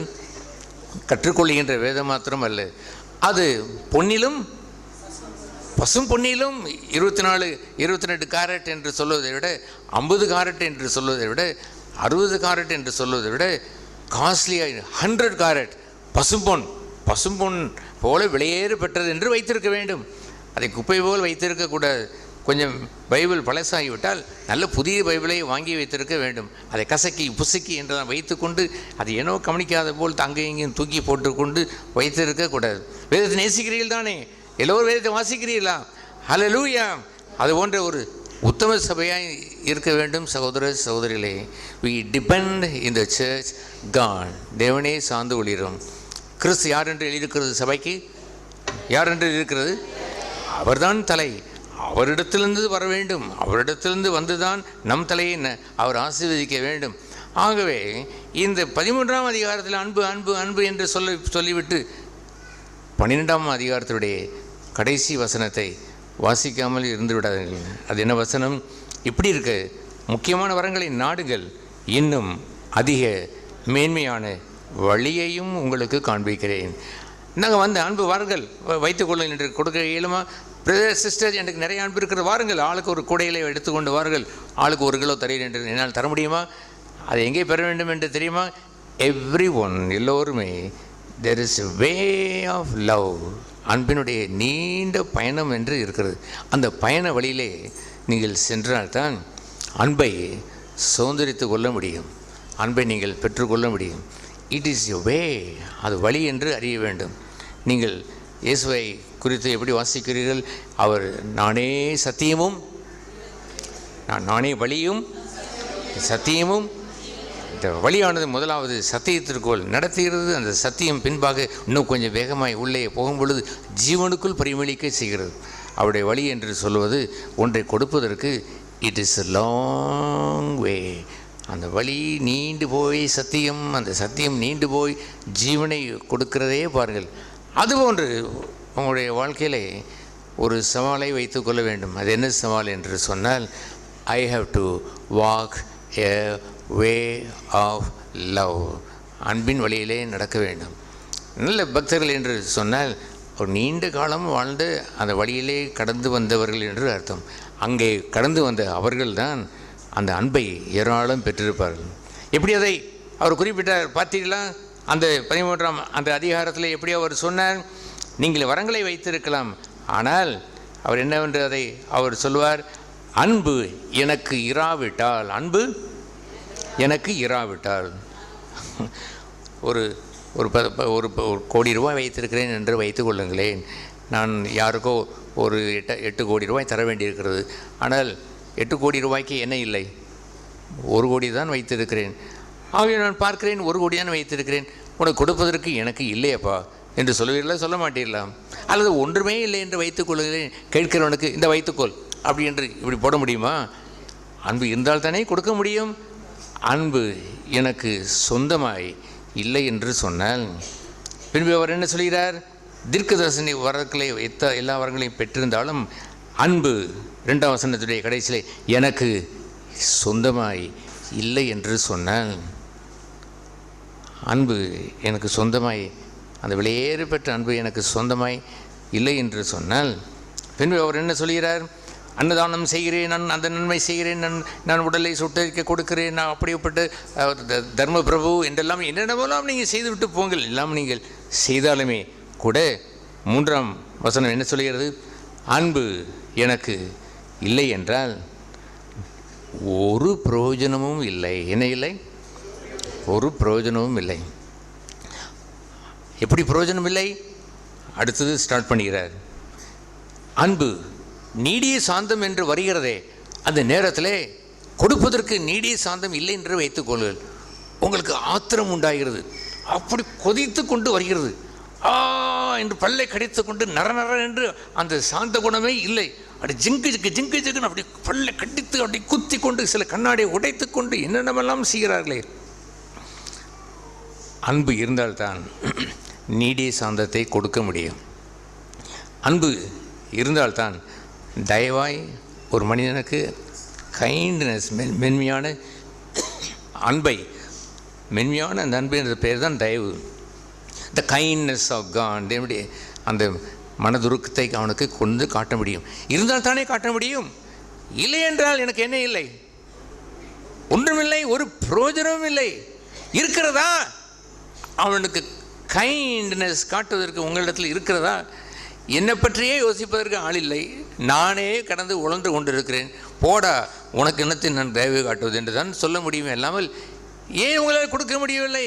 You have not love. உங்களிடத்தில் சொந்தமாய் அன்பு இல்லை என்று இருக்கிறதை பார்த்தீர்களா? பின்பு அவர் என்ன சொல்கிறார்? கீழே வரிசையை பட்டியலிடுகிறார். அன்பு இல்லை என்றால் எனக்குள் பொறாமை வந்துவிடும். ஏனென்றால் அன்பு ஒன்றிற்குத்தான், பொறாமை இல்லை. கண்டிப்பாக பொறாமை வந்துவிடும். உங்கள் பக்கத்தில் படித்து கொண்டிருக்கிற ஓஎல் படிக்கிற, ஏஎல் படிக்கிற இன்னொரு பிள்ளைக்கு அவள் 75% எடுத்து விட்டால், நீங்கள் 72% எடுத்தால் கூட யாரை பார்த்தால் பொறாமை உண்டாகும். இந்த பிள்ளைக்கு மாத்திரம் 75% கிடைத்து விட்டதே, கங்க்ராச்சுலேஷன் இதெல்லாம் சொல்லுவீர்கள். அதெல்லாம் சும்மா சொல்லி கொண்டு போவீர்கள். ஆனால் உள்ளத்தில் என்ன இருக்கும்? பொறாமை எங்கே இருக்கும்? அன்பு மாத்திரம்தான் பொறாமை இல்லை என்று சொல்ல முடியும். கீழே என்ன வர வேண்டும்? அன்பு தன்னை புகழாது. நீ என்ன வைத்திருக்கிறாய்? பேனா வைத்திருக்கிறாய். அது எத்தனை ரூபாய் பேனாய்? பாப்பு பெண்ணே, உனக்கு எத்தனை ரூபாய் பேனா வைத்திருக்கிறாய்? பேனாயை பார்த்து கொண்டு இருக்கிறாயே பெண்ணே, உன்னைத்தான் கேட்கிறேன். ஹலோ, உங்களைத்தான் கேட்கிறேன் பெண்ணே, எவ்வளோ ரூபாய் பெண் வைத்திருக்கிறீர்கள்? 10 ரூபாய் பெண்ணா? அந்த பெண் சொல்கிறாள், எனக்கு 100 ரூபாய் பெண் வைத்திருக்கிறேன். தன்னை புகழுகிறதே பாருங்கள். அல்லது தான் அழகாக இருந்தால் புகழுவது, தான் சிகப்பாக இருந்தால் புகழுவது, தன்னை கண்ணாடியிலே பார்த்து கொண்டு தன்னையே புகழ்ந்து கொள்ளும் இந்த அன்பற்ற தன்மை. அன்பு என்ன செய்வதில்லை? சொல்லுங்கள். தன்னை புகழாது. அன்பு அங்கே இல்லை, ஆகையால் தன்னை புகழுகிறது. பின்பு என்ன எழுதியிருக்கிறது? இருமாப்பாக இருக்கும். எப்படி இருக்கும்? இருமாப்பு என்றால் கர்வம், கர்வம் அடி கர்ஜனை செய்வதை போல். இருமாப்பு என்றால் அப்படி தான் அர்த்தம். அப்படி கர்வம் கொண்டு இருக்கும். எதற்கெடுத்தாலும் தன்னை குறித்த ஒரு கர்வம் இருக்கும். நான் யார் தெரியுமா? நான் என்னுடைய குலம் என்ன தெரியுமா? என் கோத்திரம் என்ன தெரியுமா? எங்கள் அப்பா யார் தெரியுமா? Government doctor. உங்கள் அப்பா யார்? வெறும் காட்டில் போய், இல்லை காட்டில் இல்லை, கடலிலே போய் அவர் மீனை பிடிக்கிறவர் என்று அவர் சொல்லுகின்ற கர்வம் என்ன இருக்கும்? கர்வம். அதுக்கு பேர் என்ன? இருமாப்பு. என்னது? அப்படி நெஞ்சை தூக்குகின்ற அப்படி கர்வம், இருமாந்து போய் இருக்கிறான் என்று சொல்லுவார்கள். அப்படி வந்துவிடும். ஏனென்றால் அன்பு ஒன்றுக்குத்தான் என்னை வராது, இருமாப்பு வராது. இல்லை என்றால் என்ன வந்துவிடும்? இருமாப்பு, இந்த கர்வம் அங்கே உண்டாகிவிடும். ஆகவே அயோக்கியமானதை செய்யாது. எது யோக்கியம்? நன்மையானதை செய்வது யோக்கியம், அநீதியானதை செய்வது அயோக்கியம், அயோக்கியமானதை செய்யும். யாருக்கு ஒருவருக்கு தீங்கு செய்வதற்கு அயோக்கியம், அயோக்கியனவன் என்று அவர் சொல்லுகிறார்களே, கோபத்தில் சொல்கிறாரே பாருங்கள். அவன் மனுஷனா? தன்னுடைய சொந்த பிள்ளையை இப்படி செய்திருப்பானா? இன்னொரு பெண் பிள்ளைக்கு இவ்வளவு தீமை செய்கிறான், அயோக்கியனவன் என்று பேப்பரில் போடுகிறான் பாருங்கள். தமிழ் பேப்பரில் ஒரு அயோக்கியனை கைது செய்தார்கள். அவன் பாலிய கொடுமையிலே கைது செய்யப்பட்டான் என்று சொல்லி அயோக்கியத்தனம், அயோக்கியன். ஏனென்றால் தெய்வ அன்பு அவனுக்குள் இல்லை. ஆகையினால் அன்பு அவனுக்கு இல்லாதபடியினால் கொடுக்கவும் இயல முடியவில்லை. அவன் அயோக்கியனாய் அவன் இருக்கிறான். தற்பொழிவை அவன் நாடுவான். தன்னையே வைத்து என்ன செய்வான்? புகழ்ந்து கொண்டே பேசுவான். எதை செய்தாலும் எதை பார்த்தாலும் தன்னை புகழ்ந்து பேசுகிறார்களா என்பதை கவனித்து கேட்பான். தன்னை புகழ்ந்தால் அகமகிழ்வான். தன்னை புகழவில்லை என்றால் அந்த காயனுக்கு சொன்னதை போல், எனப்பா உன் முகம் நீண்டிருக்கிறது, why your face is long என்று ஆங்கிலத்தில் எழுதியிருக்கிறது. ஏன் உன் முகம் எப்படி இருக்கிறது? குறாவி போய்விட்டது. உன்னை புகழ்வதற்கு ஆள் இல்லை என்றவுடன் என்னாகிவிட்டது? புகழுக்கு அதை ஏங்கிக் கொண்டு இருப்பது யார்? அவர்கள் அன்பு, தெய்வ அன்பு இல்லாதவர்கள். தற்புகழை அவர்கள் நாடுவார்கள். அவர்கள் சினமடைவார்கள். சினம் என்று சொன்னால் சாதாரணமான ஒரு கோபம் அல்ல, போ என்று தழுவுகிறது போல் என்று இருப்பதில்லை. அது பயங்கரமான, அது கொலைவெறி கொண்ட ஒரு சினம். அது சகோதர பகை என்று சொல்வது, அது கொலைவாதகம் என்று எழுதியிருக்கிறதே, அது போன்ற ஒரு சினம் வைத்து கொன்று விடலாமா என்று எண்ணுகின்ற ஒரு பதஷ்டத்தை வைத்திருக்கிறான். பேப்பரில் நாம் பார்க்கிறோம், எத்தனை தன்னுடைய பிள்ளைகளை கல்லை வைத்து கொன்று விடுகிற பெற்றோர் இருக்கிறார்கள். தன்னுடைய பெற்றோரை கல்லை வைத்து கொன்று விடுகின்ற ஒரு பிள்ளைகள் இருக்கிறார்கள். சினம் அவளுக்கு என்ன இருக்கிறது? சினம் இருக்கிறது. சினம் இல்லாதிருக்க வேண்டும் என்றால் என்ன பெற்றிருந்திருக்க வேண்டும்? அன்பு. அன்பு என்ற வழியிலே அவர்கள் சேர்த்து வைத்திருக்க வேண்டும், சம்பாதித்து வைத்திருக்க வேண்டும். எனக்கு இருக்கிறது என்று காட்ட வேண்டும். பையிலே நீங்கள் கோடி ரூபாயை சேர்த்து வைத்ததை போல் வரிகளுக்கெல்லாம் என்ன வேண்டுமோ, எந்த நேரத்தில் எதை கொடுக்க வேண்டுமோ அதையெல்லாம் கொடுத்திருந்திருக்க வேண்டும். ஆகவே அன்பு என்ன செய்வதில்லை? தீங்கு நினைப்பது கூட இல்லை, சிந்தையில் கூட நினைப்பதில்லை. மற்றதெல்லாம் செயல் என்றிருந்தாலும் சிந்தையில் கூட தீங்கு எண்ணாது. ஹல்லேலூயா. எப்பொழுது அது தீங்கு எண்ணாது? அன்பு எனக்கு இருந்தால் தீங்கு எண்ணாது. பின்பு என்ன ஆகும் என்று பார்த்தீர்களா? சகலத்தையும் தாங்கும், சகலத்தையும் விசுவாசிக்கும், சகலத்தையும் நம்பும், சகலத்தையும் சகிக்கும். இது என்று இல்லை. சகித்து கொள்ளலாம்ப்பா, இது இருந்தால் பரவாயில்லை, சகித்து கொள்ளலாம். ஆனால் இப்படி இருந்தால் சகித்து கொள்ளலாமா என்று கேட்கிறார்களே, அதுபோல் இல்லை. சகலத்தையும் சகிக்கும், சகலத்தையும் விசுவாசிக்கும், சகலத்தையும் தாங்கும் என்று சொல்வது, you should have the love of God. தெய்வத்துடைய அன்பை you must have it. அன்பு எனக்கு இருக்கிறது என்று வைத்திருக்க வேண்டும். எல்லோரும் பையை பாருங்கள். அவர்களுடைய பர்ஸை பார்த்தீங்களா? உங்களுடைய பையை பார்த்தீங்களா? பிரதேஷ் பையை பாருங்கள், அங்கே பாருங்கள் என்ன இருக்கிறது என்று பாருங்கள். ஏதோ இன்றைக்கி 10 ரூபாய் வைத்து நான் பார்க்க சொல்ல வரவில்லை. உங்களுடைய இருதயத்தின் பையை பாருங்கள். there is nothing there. கொடுப்பதற்கு ஒன்றுமில்லையே. இந்த மாலை கூட்டத்திற்கு வரும்பொழுது கூட கொடுத்து விட்டு வீட்டிலே மனைவிக்கு கொடுத்து விட்டு வந்ததெல்லாம் வெறும் டப்பாவை தான் கொடுத்து விட்டு வந்ததை போல் வாடி ஓடி என்று திட்டிவிட்டு வந்தீர்கள். கணவனுக்கு என்ன கொடுத்தீர்கள்? அவர் ஏதோ ஒன்று செய்ய சொல்கிறார், அதெல்லாம் முடியாது போ என்று அவர் திட்டிவிட்டு ஒன்று வருகிறான். அல்லது பிள்ளைகளை பார்த்தால் பெற்றோருக்கு கீழ்ப்படியால் அந்த பிள்ளை வந்து விடுகிறது. இத்தனையும் அன்பு எனக்கு இராவிட்டால் என்பதெல்லாம் அது என்ன வழி என்று சொல்கிறது? அதையே என்ன வழி என்று பார்த்தோம். 31 அந்த 12ஆம் அதிகாரம் 31ஆம் வசனம் கடைசி வசனம் என்ன சொல்கிறது? என்ன வழி? That is a beautiful, ஆங்கிலத்தில் excellent way of God, excellent way. இந்த வழியிலே நீங்கள் சென்றால் ஏராளமான இந்த திவ்ய சுவாவங்களை எல்லாம் பெற்றுக்கொள்ள முடியுமே. இப்பொழுது தரித்திரர்களை போல் இருக்கிறீர்களே. அன்பு உங்களுக்கு இல்லை என்றால் என்னையா பிரயோஜனம்? இந்த உலகத்தில் பணத்தை வைத்து வாழ்த்து என்ன செய்ய போகிறீர்கள்?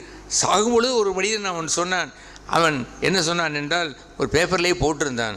அவன் மகனை பார்த்து, மகனே ஒரு சாக்கு பையிலே ரூபாய் வைத்திருக்கிறேன். எவ்வளோ ரூபாய் எனக்கே தெரியாதப்பா, வருகிற பணத்தை எல்லாம் அமைக்கி வைத்திருந்தேன். அவன் திறந்து பார்க்குறான், கோடிக்கணக்கில் வைத்திருக்கிறான். படுவாவி மனுஷா, சாகும் பொழுது இதை போய் சொல்லுகிறான்.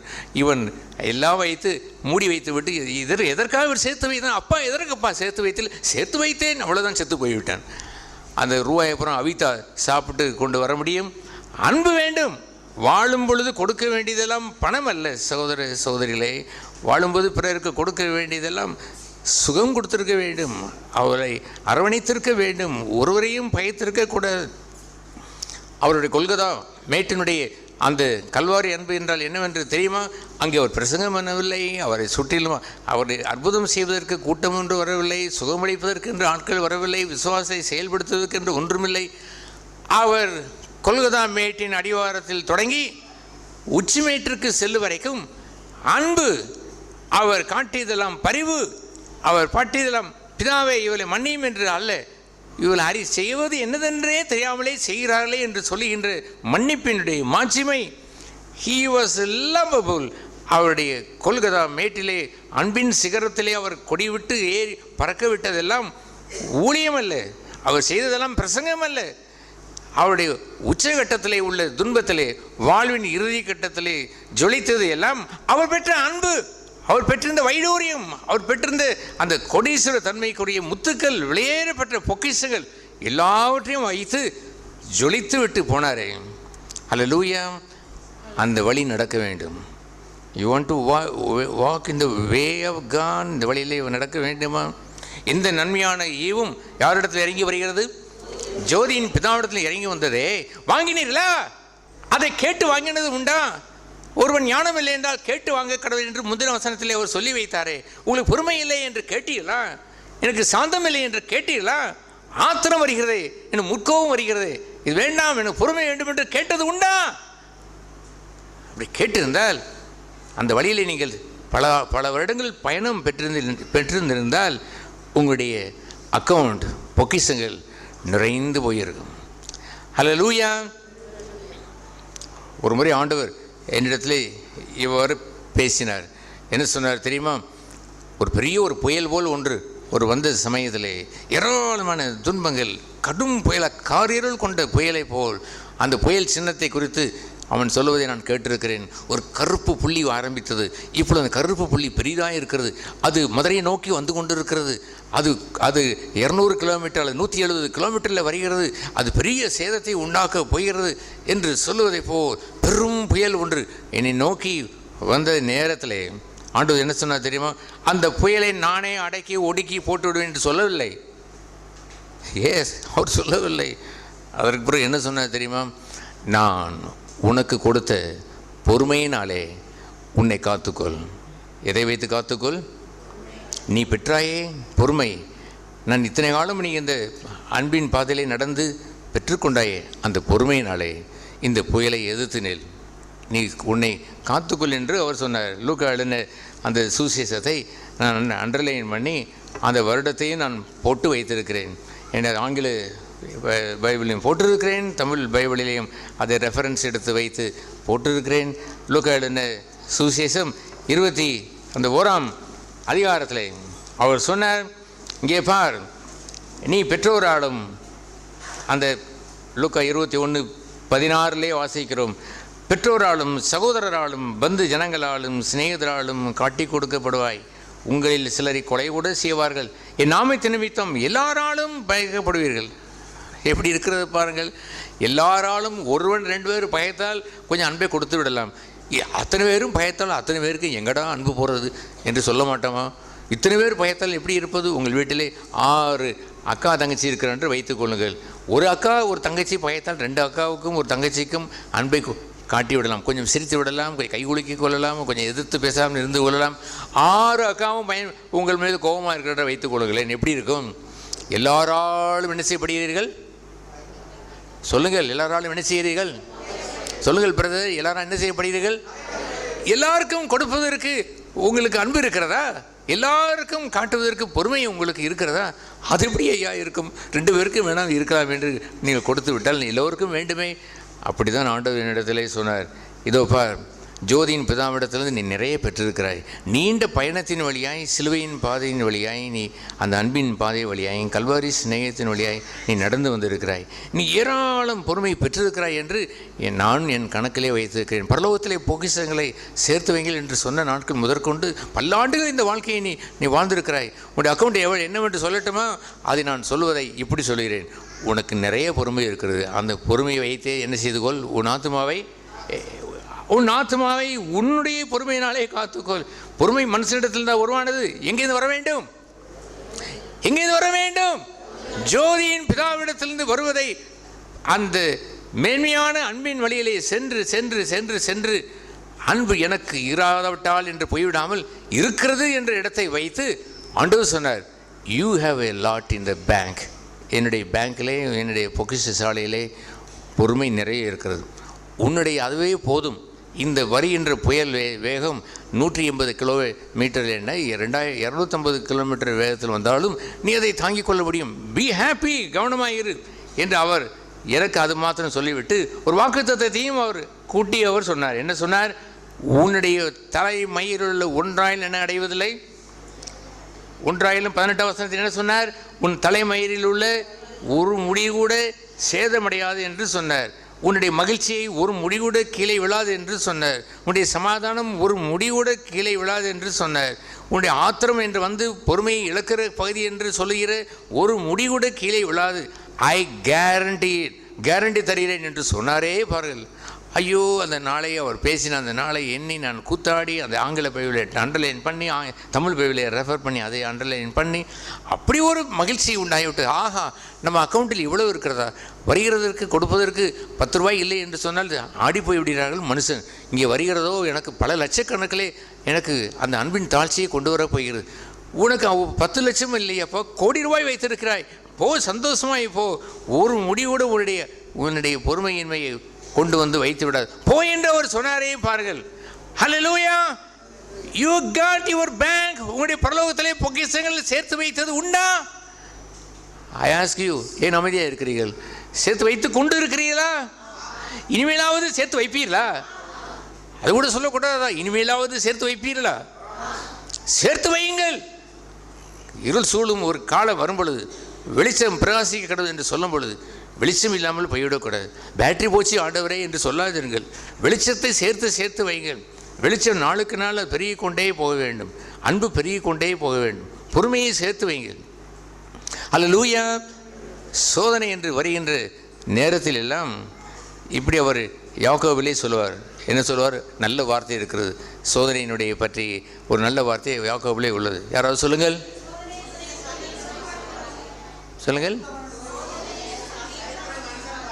ஒரு சிஸ்டர் நல்ல சத்தமாக, ஒரே ஒரு சிஸ்டர். அது அல்ல, இன்னொன்று. அது சரி, வேறு.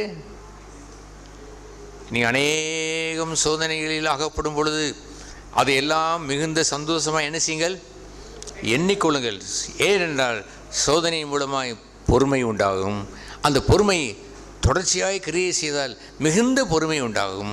பின்பு போதும் என்ற இடத்திற்கு கொண்டு வந்து வைத்துவிடும்.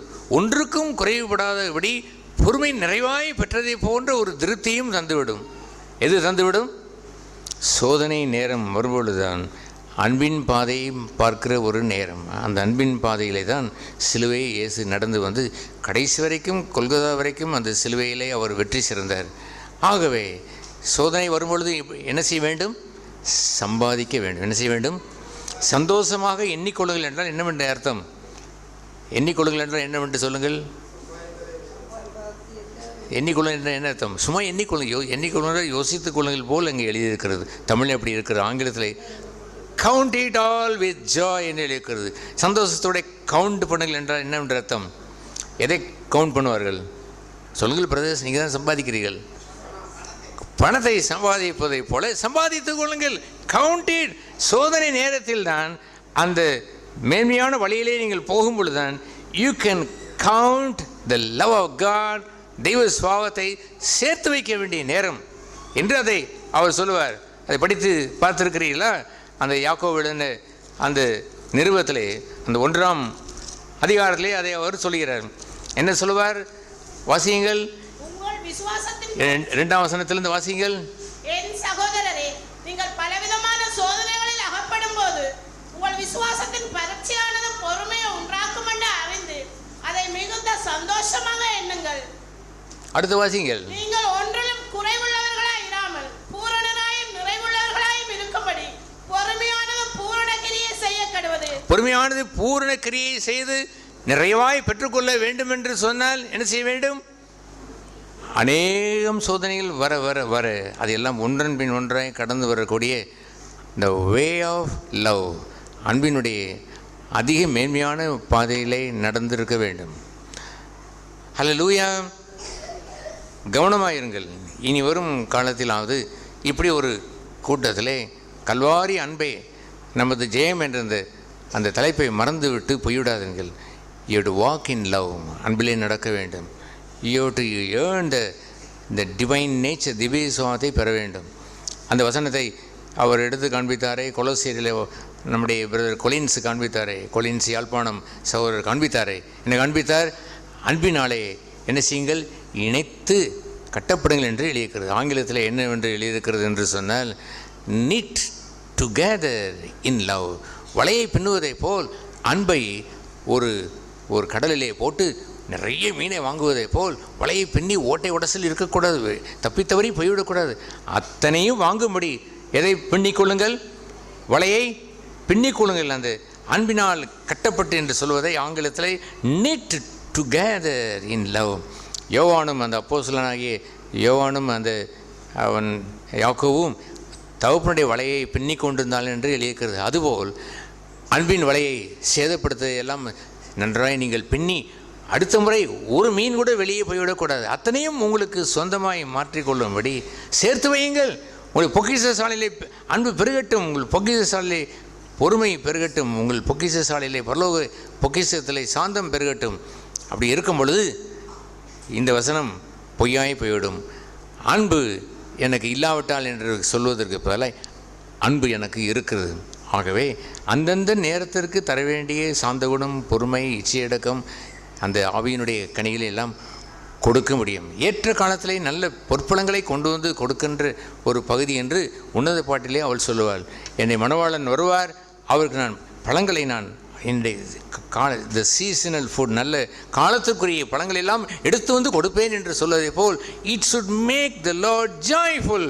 அவர் மகிழ்ச்சி உண்டாக மாற்ற வேண்டும். நீங்கள் தெய்வ அன்பினால் நிறைந்து கொடுப்பதற்கு உரியவர்களாய் மாறி அன்பு பெருகி, உங்களுடைய பொறுமை பெருகி, உங்களுடைய சாந்த குணம் பெருகி, உங்களுடைய இச்சையடக்கம் பெருகி, உங்களுடைய அந்த அற்புதமான அந்த தெய்வ சுபாவம் எல்லாம் பெருகி பெருகி வரும் பொழுது ஹல்லேலூயா, யூ லாட் ஆஃப் திங் நிறைய வைத்திருக்கிறீர்கள்.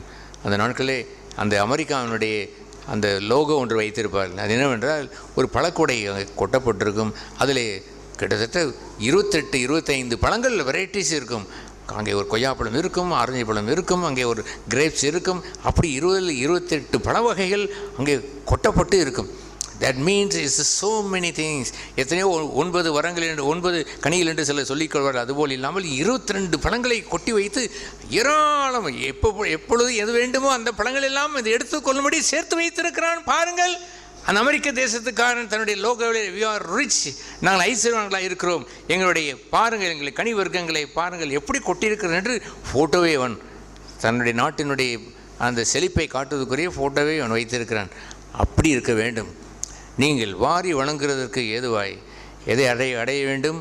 மேன்மையான வழியிலே நடந்து வர வேண்டும். அந்த சோதிக்கப்படுகின்ற நேரத்தில் தான் நீங்கள் பழகி பழகி பழகி எதை சேர்க்க வேண்டும்? பொறுமையை சேர்க்க வேண்டும், சாந்த குணத்தை சேர்க்க வேண்டும். உங்களுடைய அன்பை சேர்க்கக்கூடிய கொள்ளையாய் சேர்க்க வேண்டிய இடத்துல இல்லை என்று சொன்னால், நான் சிலரை பார்த்துருக்கிறேன், அவர்களுக்கு என்ன சொன்னாலும் அவர்களுக்கு ஒன்றும் விளங்கிக் கொள்ள முடியாது. ஏனென்றால் சேர்த்து வைப்பதையே என்னவென்று தெரியவில்லை, தங்களிடத்தில் இல்லை என்பதையும் பார்க்க முடியவில்லை என்று சொன்னால் ஒரு மனுஷனுக்கு என்ன சொல்ல முடியும்? அவனுக்காக ஜெபம் செய்யலாம், அந்த சகோதரிக்காக ஜெபம் செய்யலாம். ஆனால் எப்பொழுதுமே கசந்து கொண்டே இருக்கக்கூடிய அவர்களுக்கு ஒன்றுமே சொல்ல முடியாமல் கூட சில சமயங்களில் நான் போவதை பார்த்துருக்கிறேன். நீங்கள் அப்படி இருந்து விடக்கூடாது தானே? நீங்கள் அப்படி இருக்கலாமா? நம்ம எல்லோரும் என்ன வழியில் நடக்க வேண்டும்? அந்த மேன்மையான வழியிலே நடந்து எல்லாம் சேர்த்து வைத்து, அன்பு எனக்கு இருக்கிறபடியால் பிரயோஜனம் உண்டு, அன்பு எனக்கு இருக்கிறபடியால் ஒன்றுமில்லை என்று சொல்ல மாட்டேன், ஏராளம் வைத்திருக்கிறேன், அந்த அன்பை வைத்து நேரம் வரும்பொழுதெல்லாம் என்னென்ன தேவை இருக்கிறதோ அத்தனையும் கொடுத்து வாழ்வேன் என்று சொல்கிற சபையாய் ஓங்கி வளர வேண்டும். ஹல்லேலூயா! நன்றாய் சொல்லுங்களேன், ஹல்லேலூயா! நம் ஜெபம் செய்ய கடவோம். எல்லோரும் முழங்கால் படியிட்டு, பரலோக பிதாவே, இந்த விடுதல் தெய்வ சபைக்கு தலைவராக இருக்கக்கூடிய அன்பான ஆண்டவராக இயேசு கிறிஸ்துவை உம்மை துதிக்கிறோம், உம்மை ஸ்தோத்திரிக்கிறோம். உம்முடைய சபையை உம்முடைய ஞானத்தினாலும் உம்முடைய கிருபையினாலும் உம்முடைய பரலோகத்தின் பொக்கிஷங்களாலும் எல்லோரையும் நிறைத்து ஆசீர்வதிக்க ஒரு புதிய ஒரு மாற்றத்தை இந்த கூட்டங்கள் உருவாக்கி தர நீ உதவி செய்ததற்காக, அபிஷேகத்திற்காக நன்றி. தொடர்ந்து எல்லோரையும் நீ பாதுகாத்து இந்த மென்மையான பாதைக்குள் நடத்துவீராங்க, ஆசீர்வதிப்பீராங்க. இயேசு நாமத்தில் பிதாவே, ஆமென்.